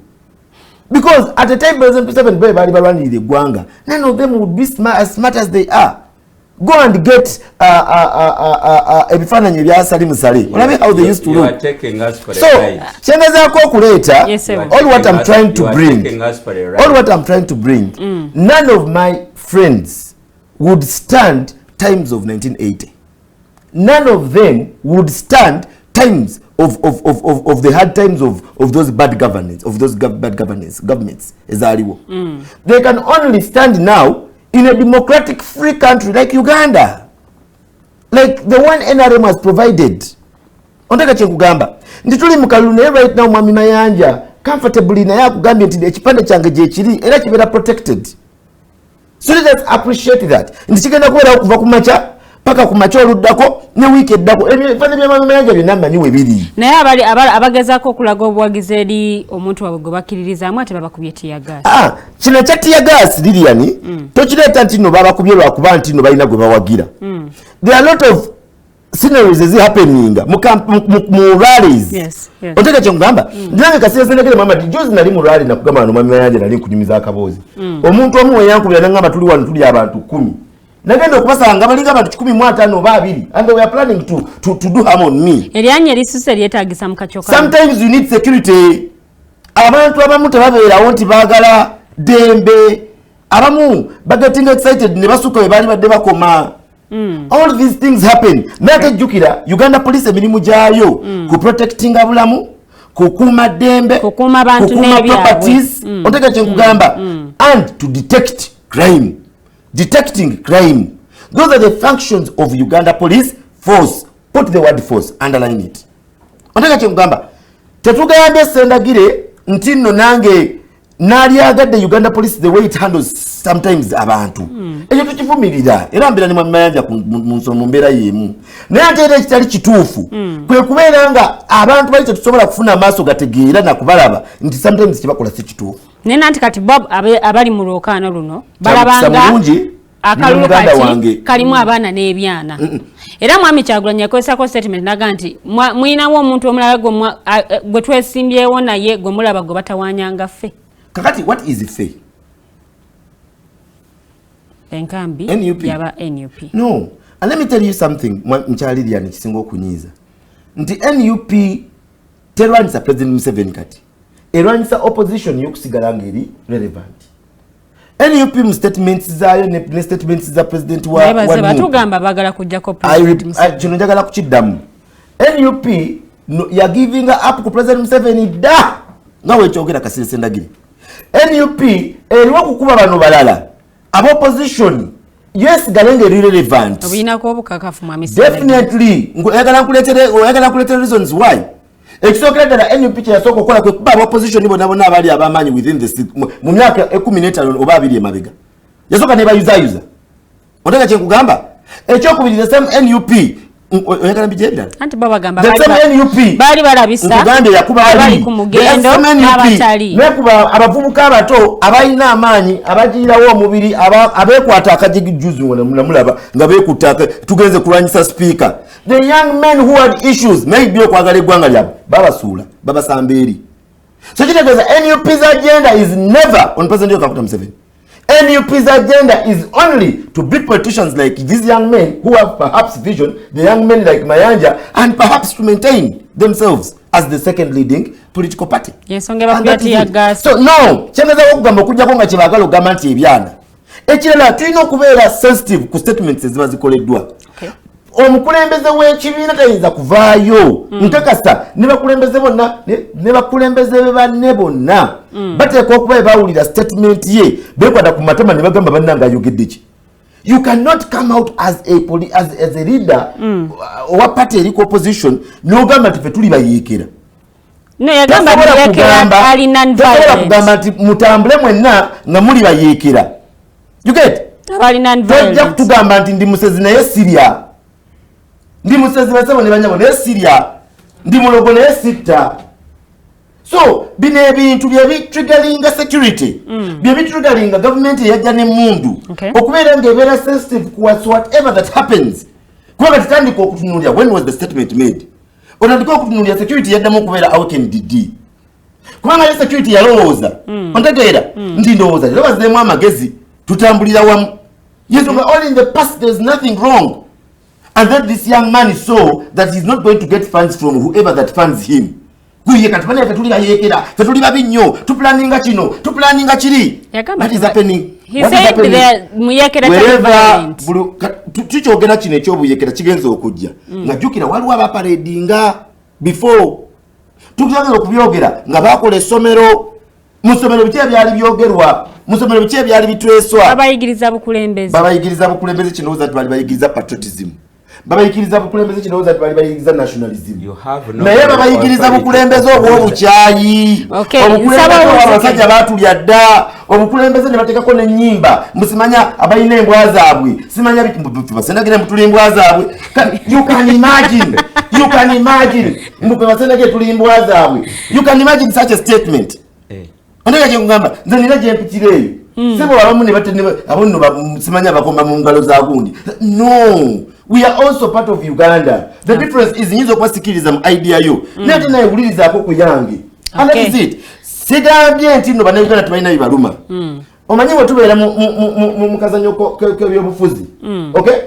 tuba tutunulidde bali bannayuganda nze wa NRM ne muganda wange oba wa kibiina kikati neza nyumira nnyo kumuyita wa NUP wakuba nti yakyesamula juzi nawulira agamba alina omwana bamuyita Kameeza katukira tugenderaawo ne muganda wange wa independent ku ssaawa zino ne wa PFF we are all looking at Ugandans who it's true balina ebizibu bibatawanyalirya Ugandans who it's true in 40 years balabye dissatisfactions mbintu ebimu either mu service oba mu systems ebyo ebitanyuma either mu nguudo mu byobulamu mu malwaliro n'ebirala bifaanaganako webitu so we are all asking them to again give us power and authority to govern this country so kikasesenege byama tikyengamba ngamba nti kituufu waliwo bitanyuma mu gavumenti naye era kituufu waliwo byetukoze ate nga tulina obya-appreciatinga kakati ddagala mayanja ne mwami Vianney baneegatteko tukube bino ebitali bituufu mu gavumenti ennungi oba okutambuza eggwanga obulungi weewaawo mwami Muwonge Vianney nzize wuwo njagala kuwulira comment yo ku bigambo by'omulamuzi Simon Byabakama especially ku lunaku olw'okulonda bye yagambye abalonzi nti bwe mumala okulonda mukwateko omudde waka bwe munaasigalawo bajja bakwatanga nkoko awo njagala tutandikire kisookera ddala omwami oyo is just a disgrace naye abantu nga Byabakama tebandibadde nga be balina obuzibu bw'otunuulira abazze babeera ba chairperson b'electoral commission bonna ojja kulaba nga ku bonna tewaliiwo ayina buyinza nze bye bakola sibanenya naye kyembanenyaako kiri ekintu eki kukkiriza kukolera mu kintu ky'omanyi nti si ggwe asalawo kubanga bw'otunuulira sisitimu eno eriwo ne bw'okwata ono w'NRM n'omuteeka mu environment Byabakama byakoleramu ayinza okukola Byabakama byakola oba n'asukkawo ku ebyo byakola naye ekinnuma mu byonna nti babikozesa abantu abasomyeko babikozesa abantu abamanyi nti Uganda nnene okusinga ffe abagiriwo kwaba Lilian 100 years from now ffe abali wano tujja kuba tetuliiwo naye bye tukola bye binaasalawo abo abalibeerawo emyaka 10 ensi balibanga basobola okugyeyagaliramu oba tebasobola kugyeyagaliramu naye bw'ogezaako okulaba byonna ebitambula n'olaba Byabakama n'ava ku nnono n'ava ku mateeka newandigambye nti wisitecha ye yagamba polling stations especially eziri mu Kampala weziri wafunda nnyo bwebanga polling station eriko abantu 600 ebbanga lye baba balina okulekawo liba ttono nnyo ntuli asobola n'okulingiza mu kabokisi ekiyinza okutaataaganya okubala akalulu ababaddewo mu bululu obuze bubeerawo tulaba nti n'abantu era babaddewo abantu babaddewo mwezi ogundi kubanga liyale omuntu ajja n'alonda akalu ku makya bw'amala okulonda n'akomawo ng'akalu bakabala era abantu bwe bajja okukola abantu bajja genda bakola ebyabwe bakome okubanga bakimanyi nti ssaawa 10 omuntu asembayo ku layini alina okusooka okulonda abantu baddemu babala akalu naye nanti kati ebikozesebwa jjukira awamu bituuka kikeerezi ne ziyita mu ssaawa 10 ng'abantu bakyalonda anti bwe zibeera 10 oba muliwo bameka mwe babaggalirawo ne bagamba nti bano basooka kulonda oba mumaliriza emu oba 2 ne ku ssaawa 10 muba tebakyakkiriza muntu mulala kukola ki kweyongeraku kati Byabakama b'ensi eno Mukama bawadde omwaganya okubaako n'emirimu gye bakola okubaako n'okusalawo kwe bayinza okukola ebyafaayo byabwe bibalamule ng'abasajja abaali abagezi era bibalamule ng'abasajja abaali baagala ensi yaabwe naye bwe ntunuulira mwami Byabakama n'abamwetoolodde ndabira ddala nga bw'onaalaba embuzi embuzi bw'eba eri kumpi n'akakoko akato empungu n'eva mu bbanga n'ejjawo akakoko akato embuzi eyinza okumaliriza ng'esese naye bw'emala okuseka yeerabira nti ne bukya weeziri nti nayo bajjako era ku makya bagikole ki bagiteme kati bw'otunuulira binene ebibaddewo babi abakama bateeka okuyiga Mwami Museveni abantu bazaakola nabo kubanga Lilian nze ntera nnyo okugamba abantu bw'abanga Mwami Museveni ebintu byakola ne byazaakola ng'essaawa zino eno tusobola okubeera mu mbeera nga Dr. Kano Kizza Besigye ali mu kkomera nenga Dr. Kano Kizza Besigye ye yamujjanjaba nga banaku bankuseere nga bali mu nsiko bw'abeera nga Dr. Kano Kizza Besigye nga ali mu kkomera nga mukoddomi we Muzeeyi Byanyima yalabira mwama wa Museveni ng'ensi yonna emuzize n'amulabira emyaka 2 naye n'asobola okubikola ono gwe ki ekikulowoozesa mu bwongo nti tali kikukola bw'abanga babadde nabo abamu ng'ono omwami ono gwe yafa naye gwe yayingira nayo mu nsikola 002 ala 002 omusajja oyo yafaawo yasooka n'avaayo ate n'amala n'akomawo Kategaya bw'abanga asobola okubituusa kuba Kategaya babadde nabo nga bavubuka ne bakula bonna ne bafuna bye bafunye basejjusa bwe babanga ebisobolo bibatuukako bano basendagire bandibadde bayiga nti oli akozesa bo bakozesi abagamba nti basendagire embwa batuufu era omulaba abadde wano ng'abogoka buboggosi anti kankubulire mu kwogera tukozesa simirizi tukozesa simirizi nti ekikiriisa okuboggoka nti abadde wano nga waliwo abaatwala omunyago gw'Abannayuganda naye nga ye ali ku kisenge aga nti omunyago nedda bano be batuufu abaakwata omunyago batagenda obuzi ate tugenda vuba naye waneeno ate gye tugenda okugenda bali abasajja bwe luba nga bali ku lusaniya batuweerezaako magumba kubanga bo balowooza tulimbwa nti munaye buno obugumba obusigaddewo muweereze ku basendagire bali nga basendagire bajja basendagire bamala okulya bavaayo nga bakambwe era ebigambo bye boogera mubikola ki mubiraba naye tuteeka okukkiriza Lilian tutuuse mu kaseera nga ffena tulina okukkiriza nti lino eggwanga ddene nnyo n'okusinga ffe nga tugenda mu kalukana aka 2026 Mwami Museveni alina okumanya ebintu bingi nti oluvannyuma lw'emyaka 4 Mwami Museveni be wajja nabo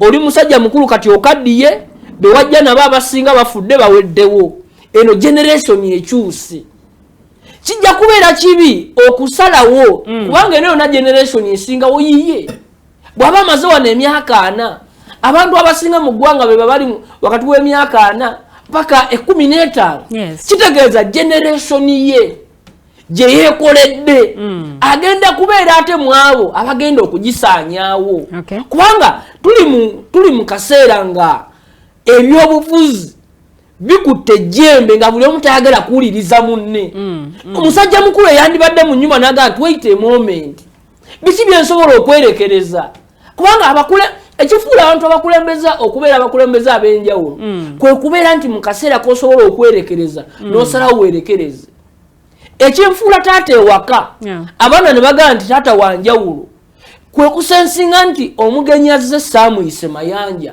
naye bamuwadde ekifi nze ekifi ekisigaddemu omukyala naye nga nti ebifi ebyo bisigaddemu obimanyi biwa abaana abo kyekinfuula taata omulungi naye taata omubi aga nti muna omugenyi saamuyise naye kati mwe abamanyi ng'akwata alya biki ebirungula ng'alya ebirungula by'abaana ate obuzadde oyo taba taata mulungi kubanga aleetera abaana newe bandibadde nga omugenyi azze basobola n'oga nti taata mayanja akomyeyo eraze kulya nnyama yaffe kugamba Mwami Museveni essaawa zino eno yandibadde nga mu kaseera kano ke tulimu yandibadde nga taata yandibadde nga kubanga bw'otunuulira ssemateeka mu ebyo ebyayita essaawa zino tezaawukana n'akalulu kali mu 8 Parliament yakakola supplementary bayi mu 8 bayina ebisawo by'ensimbi abaliko ogotte ne bakwata ne babigaba baziyisiza supplementary fact bazitwala dda baziwadde paperwork okitegedde nti ne bazikola ebyo byonna ne bazitwala ne mu kinana byebyo ebyaliwo ne wabeerawo era abavubuka abato abaali bagamba nti kana akalulu si kamazima na bwenkanya era Mwami Museveni we bavubuka be bamu bano bawulira bigambo bye wayogera mu kinana bamu tebaaliwo n'ebyo bye basoma gwaba encouraginga okola kineeno kubanga naawe okoze obote bye yakola ate bw'omaze okubikola n'obiyisaawo n'okubiyisaawo. Nsaba omuzike nzire wa Mwami Mayanja. Njagala kumaliriza nga ngamba. Yes, ebo. Tuli mu kaseera ak'okusoomoozebwa akasinga okubeera amawanga we gasinga okwonooneka. Naye nga akakiiko k'ebyokulonda kakyasobola okutuukiriza mandate. Akakiiko k'ebyokulonda tekasobola. Nkugambye nze opinion yange. Eggwanga Uganda liringa nga bw'olaba nga nkutte giraasi. Omukono gukutte giraasi gwa Mwami Museveni. Tebakulimba nti Mayanja yakutte giraasi. Tebakulimba nti Kyagulanyi yakutte giraasi. Mwami Museveni yakutte giraasi. Yasalawo giraasi egwe eyatike. Kubanga Mwami Mayanja akyogedde bulungi. Ensinga eggwawo tewabawo muwanguzi. Mwami Museveni wataatuyambe kubeerawo obuwanguzi butuukibwako. Eggwanga ligenda kutuuka ekiseera nga naye takyasobola. Alina omukisa nti asobola okwogera ntuga nti ne kano akalulu we kaba kavuddeyo. Ne tuga nti bano opposition bonna basobola okukkiriza. Ne tuga nti naye katwogere ku Uganda ey'emyaka 2 mu maaso. Mwami Museveni bano bonna basobola okuva mu kalulu bano bakansala akine MP. Ne twogera ku Uganda waje twagala ebeere emyaka 2. Weewaawo neyanziza nti Mwami Museveni bw'onaakola okusalawo n'otayanguwa ojja tuuka ekiseera nga banno bwe baali kubanga era banno baali wano bobote ne bagamba nti ako ka Museveni kali eyo mu nsiko kasikawutu ngenda kujja bakasaanyeewo naye yakulembedde. Tolowooza nti oli wanjawulo naffe tusobola okujjawo n'okumaliriza nawe n'ofuuka byafaayo nga bano bebafuusa ebyafaayo. Weewaawo Mwami Mayanja tumuzika ku mulamwa gwaffe ogw'olunaku olw'olwaleero naye ekibuuzo era nange kyenjagala okuweereza akakiiko k'ebyokulonda kakyasitudde mandate yaako ey'okulaba nti katutegekera akalulu ak'amazima n'obwenkanya. Lilian nakugambye nti statement ya national chairman of electoral commission ate nga mulamuzi gye yayogedde etali premised in law emala alina omutwe ogwange to write off. Nati yakugamba nti bwebanga polling station ifunda scientific. Nakubulidde nti mu preamble ya constitution yaffe nga tujjukira waje tuva. Yes. Eyawandiika preamble eyo yali atunulidde 1908. Okiwulira? N'ebyaddirira. Yali atunulidde government ya Milton Obote eyawandiika constitution gye bayita pigeonhole constitution. Yali atunulidde gross human rights violation ebiseera waliwo gye bayitanga eziti prejudicial killings. Ntegerekese bulungi. So nze njagala nange kugatta ddoboozi na Vianney. Tuba banafu ba bwongo okulengeza omuzibe enjovu. Electoral Commission weewaawo ddala baliwo nga bimuli ku mmeeza naye tebalina ki. Another issue gy'olina okutegererako. Chairman wa Electoral Commission yakoze response ku petition ya Ivan Bowe. Petition ya Ivan Bowe yagisinziiza mu tteeka n'agattako substantial evidence. Chairman bwe yaze yatunyumiriza oguboozibozi nze nga bwe ndaba okusinziira bwe nalowoozezza nebase bubi returning officer wange yakola ki. So we can no longer yagambye noga nti nabadde mpita mu constituency naye ndaba nga naye posta yo yannakawa wesi now musajja oyo gwe tusuubira. So electoral commission tugijja mu equation eno era nze kano sikayita kalulu nze nkiyita kirala. Naye waliwo ensonga Sendagiro no gy'ayogeddeko muganda wange Musiri David jansindikire text wano nangamba njagala onyambe ombolize Sendagire because bakyogedde enfunda eziwera nti watubeera mu kalulu wabeerawo abazungu abagwira ababeera ne profound interest mu nsonga zaffe tera babeera bawabya abavubuka babatunuza ku negative side. Sendagire njagala kubuuza ekibuuzo. President Museveni bali mu kinaana kiki kyeyawa CIA, kiki kyeyawa Mossad eya Israeli, kiki kyeyawa gavumenti ya Bungereza kubanga baali fundamental mu kuwagira olutalo lwe olutaalina justification. Kitubuulire era otubuulire abazungu President Museveni bakolagana nabo bemwatuma n'ekigambo development partner. Abazungu nga President Bill Clinton abajja wano bo bayogera lulimi ki oluwomu kubanga ko Bill Clinton bwe yajja tetwakola nakola. Era Sendagire tubuulire what is that threat, because once upon a time Felix Kuraija yagamba nti fe abali mu uniform tuyambako naye obuvunaanyizibwa bwa security y'eggwanga lino ya buli munnansi. Abakulembeze balina tuyamba kintu kimu, define for us the threat fe tu designing our own security. Museveni mu COVID ali ku track yagamba we have been invaded by a strange disease. Now justification nti kyekoze Italy abantu 10,000 bafu. Nga bwotunulako bokwata nawe TV yo noteekako breaking story 300 people California Las Vegas. Okay? Bwe yatugamba nti agenda tutwala mu lockdown okumala ennaku mmeka tewaliwo opposition. In fact Dr. Chiza Besigye gwogambye wano gwojeregeredde ne unyoso oyina audacity esobola omuleeta mu equation zo gwe Sendagire NRM mwagisanga mu garage ng'eparkinze. No, submission here. Listen, Chiza Besigye having appreciated the threat to Uganda. Okay. Behaviors ze mwagano zogera Sendagire yotubuli. So abazungu baliwa bathreateninga ki ekyo tukibulire muganda affe Kyagulanyi tukiriziganye because nkuwadde nti ku COVID when we were briefed about the threat we all agreed on our security.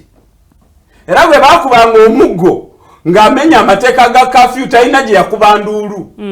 Kati taata tubuulire abazungu bano abakolagana ne baani era baagala ki, because don't tell me abazungu baagala nnyo amafuta nga sente ezizimba amafuta muzisaba bazungu. Ezizimbye pipeline muzisabye bazungu. Abazungu be bakoze exploration ku gold reserves ze bazudde mu Uganda. Now tubulire abazungu bano ababi abalabe nnyo betusaana okweraliikirira balina nviiri za basawulini because kanze nnyo bannansi ne mubakolako effujjo lingi in the names of protecting our sovereignty with threat. What is that threat? Lwaki temugamba nti Kyagulanyi oba Mayanja Robert wakolagana n'omuzungu ABCD yakusuubiza bwebiti n'omugamba ogenda muyambako okukola kino na kino gwombuulire gwombuulire bw'okolagana nabo gwe waba waaki. Okay, Mwami Mayanja awo wenyini wensabira owe obubaka bwo banyabo ne basebo President Museveni okusiima byakoze tetusobola kumwebaza namuwa taamu namba. Era Sendagire nkusabayo olunaku lumu nkutwale ku fact finding mission mu Mutungo zone 12 olabe achievements za national resistance movement ezisaana okukonsolidatinga.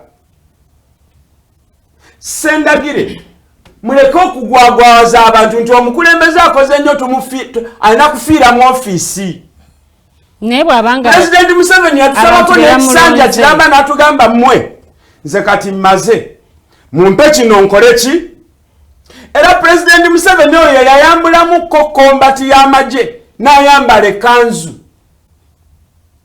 President Museveni yajjanga muwozi mwana muto nga Natasha Mberera kati atuyita bazzukulu oyagala tumwebaze nga tujjamu ebibumba byaffe tubiteeke ku State House abirinyengako sibula batulabye Mwamayanja nga bwe yatusuubiza infrastructure development ate yazimbye ku mwala gwaffe nga Maxon Bay Primary School nkakasa obadde mu campaign obaddeyo akasomero akazimbibwa Idi Amin kalimu abaana 2,264 buli classroom erimu abaana 10 HM yangamba toddamu kuŋŋamba by'abaana batasoma kubanga essomero lye bazimba okukola ku muluka gwa prison ne Ruzira likuŋŋanya abaana okuva e Namuwongo essomero eryo lirimu abazadde abatasobola kusasula mitwalo 7 gyokka contribution y'omuzadde olw'obwavu obuli mu bantu thanks to Yoweri Kaguta Museveni kati bannayuganda baagala tumwebaze tutya tuleta abaana baffe tubateekaawo mulyoke mutegeere temututuusizaako nti munansi Mugisha Muntu yayogedde bulungi asigazza kwetunda abawala babagula 1,200 omwana najjamu engoye natunda omwoyo gwe Mukulu Mayanja olinayo abaganda bo abalemeddwa abagenda okukola obwawusigalo ne bagenda okera enkyanga kidini zaabwe bazibajjeemu awensabira ate banyama ne basebo President Museveni ayina byakoze. Yes. There is no doubt about that. Nine ebimulemye bingi nnyo. Kyokka kyasobola okutukolera is to give us space to discussing Uganda mwe tunawangalira. Eyajja tunyumiza butter trade kati twogera ku e-commerce. Neyanzanye Mwamayanja abe mutungo nzija mu campaign bino ebigambo twongera okubiteeka mu Luganda. Mwebale nnyo mwebale ddala. Mukulu Muwonge Vian obubaka bwo obuwunzika. Obubaka bwange nali wano nentandika nafumitiriza nga ndi ewange era ekibuuzo kino okukireeta wano nasooka kukibuuza weewange naye mbadde wano nendowoozaamu bwe tukeera ku makya ne batugamba nti omukadde w'entebe tazuukuse kiki ekiddirira alimanyi ogenda gamba ow'ebugolobi mukadde w'entebe ebugolobi naye omutwala speed ow'ebugolobi yasenze n'ebugolobi yavudde eri ku Bahai so kyembadde nga nti bwe tukeera ku makya omukadde ono ng'afudde kiki ekigenda mu maaso ne mubuuza mukyala naye olowooza alupoona ekintu asobola kimukwasaamu naye bwe nabadde ndaba debate yemu nenkiraba nga ne Mugisha akyogera Mugisha Muntu eyali amekomanda n'abuuza be badde atudde nabo n'abaga nti mu bannayuganda nammwe abali wano mulowooza omukulu mukulu Muwonge olwakadde agenda kubanga nkukomera ensonga eyo nkulu wadde mugiddukako nnyo era bweribeerawo lwe mujja okumanya kubanga enaatera bwenaabeerawo mujja kumanya nti temulina ggwanga nze kyensaba bannayuganda kimu bamanye nti temulina ggwanga neyanziza nedda kankamaleyo bannayuganda bamanye nti temulina ggwanga naye musobola okulwana ne mulifuna njagala bannayuganda bamanye nti they are subjects nenjagala balwane bafuuke citizens kubanga bintu byanjawulo obubaka bwo busibula omukulu sookera ddala kinyumidde nnyo mu show ya leero actually kino tusinze nti amazima gali nti Mwami Muwonge Vian mwoyo gwa ggwanga ayagala mukyala we era ayagala nnyo munne kubanga weewuunya nti buli statement alina engeri gyamuleetamu kintu nange ekinsanyusizza ng'omuntu era sebo tukubanja empeta kubanga sapuli yo giyina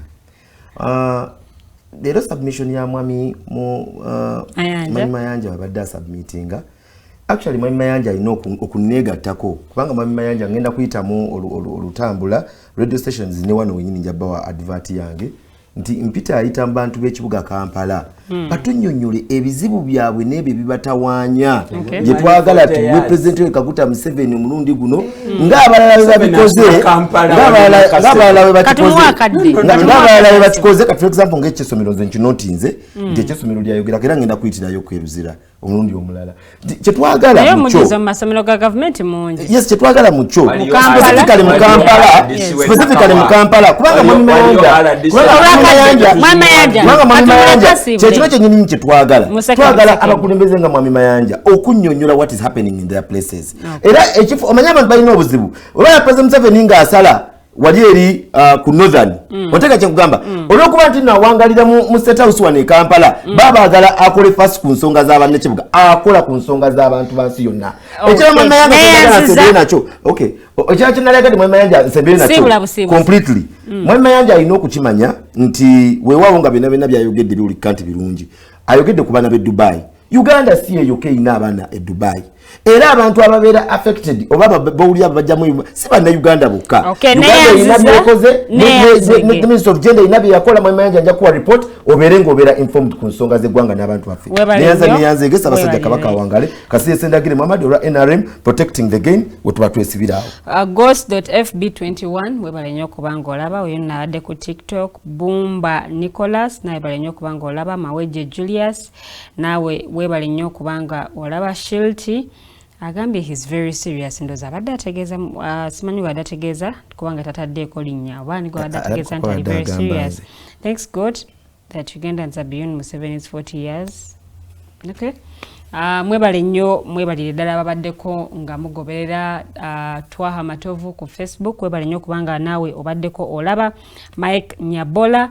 Thank you so much for watching. Innocent ayina byonna ate n'abalala wano sigenda kubanga nsukawo tubadde tutunuulira neeyisa y'abeesimbyewo abawagizi abakakiiko k'ebyekulonda kuno kw'ossa n'abakuumaddembe ebirowoozo byabwe zisobola kubanga nnyongerezaako ekigambo n'ekimu wabula okubagaliza ekiro ekirungi ate olunaku olw'enkya tujja kwongera okubaweereza tusuubira exclusive n'omukulu mucunguzi kulaba nga ate atunnyonnyola akakiiko k'ebyokulonda enteekateeka gye kalina kulaba nti batutegekera akalulu k'amazima n'obwenkanyo yonno ye mwogezi wa Electoral Commission eya Uganda. Musule bulungi mweraba.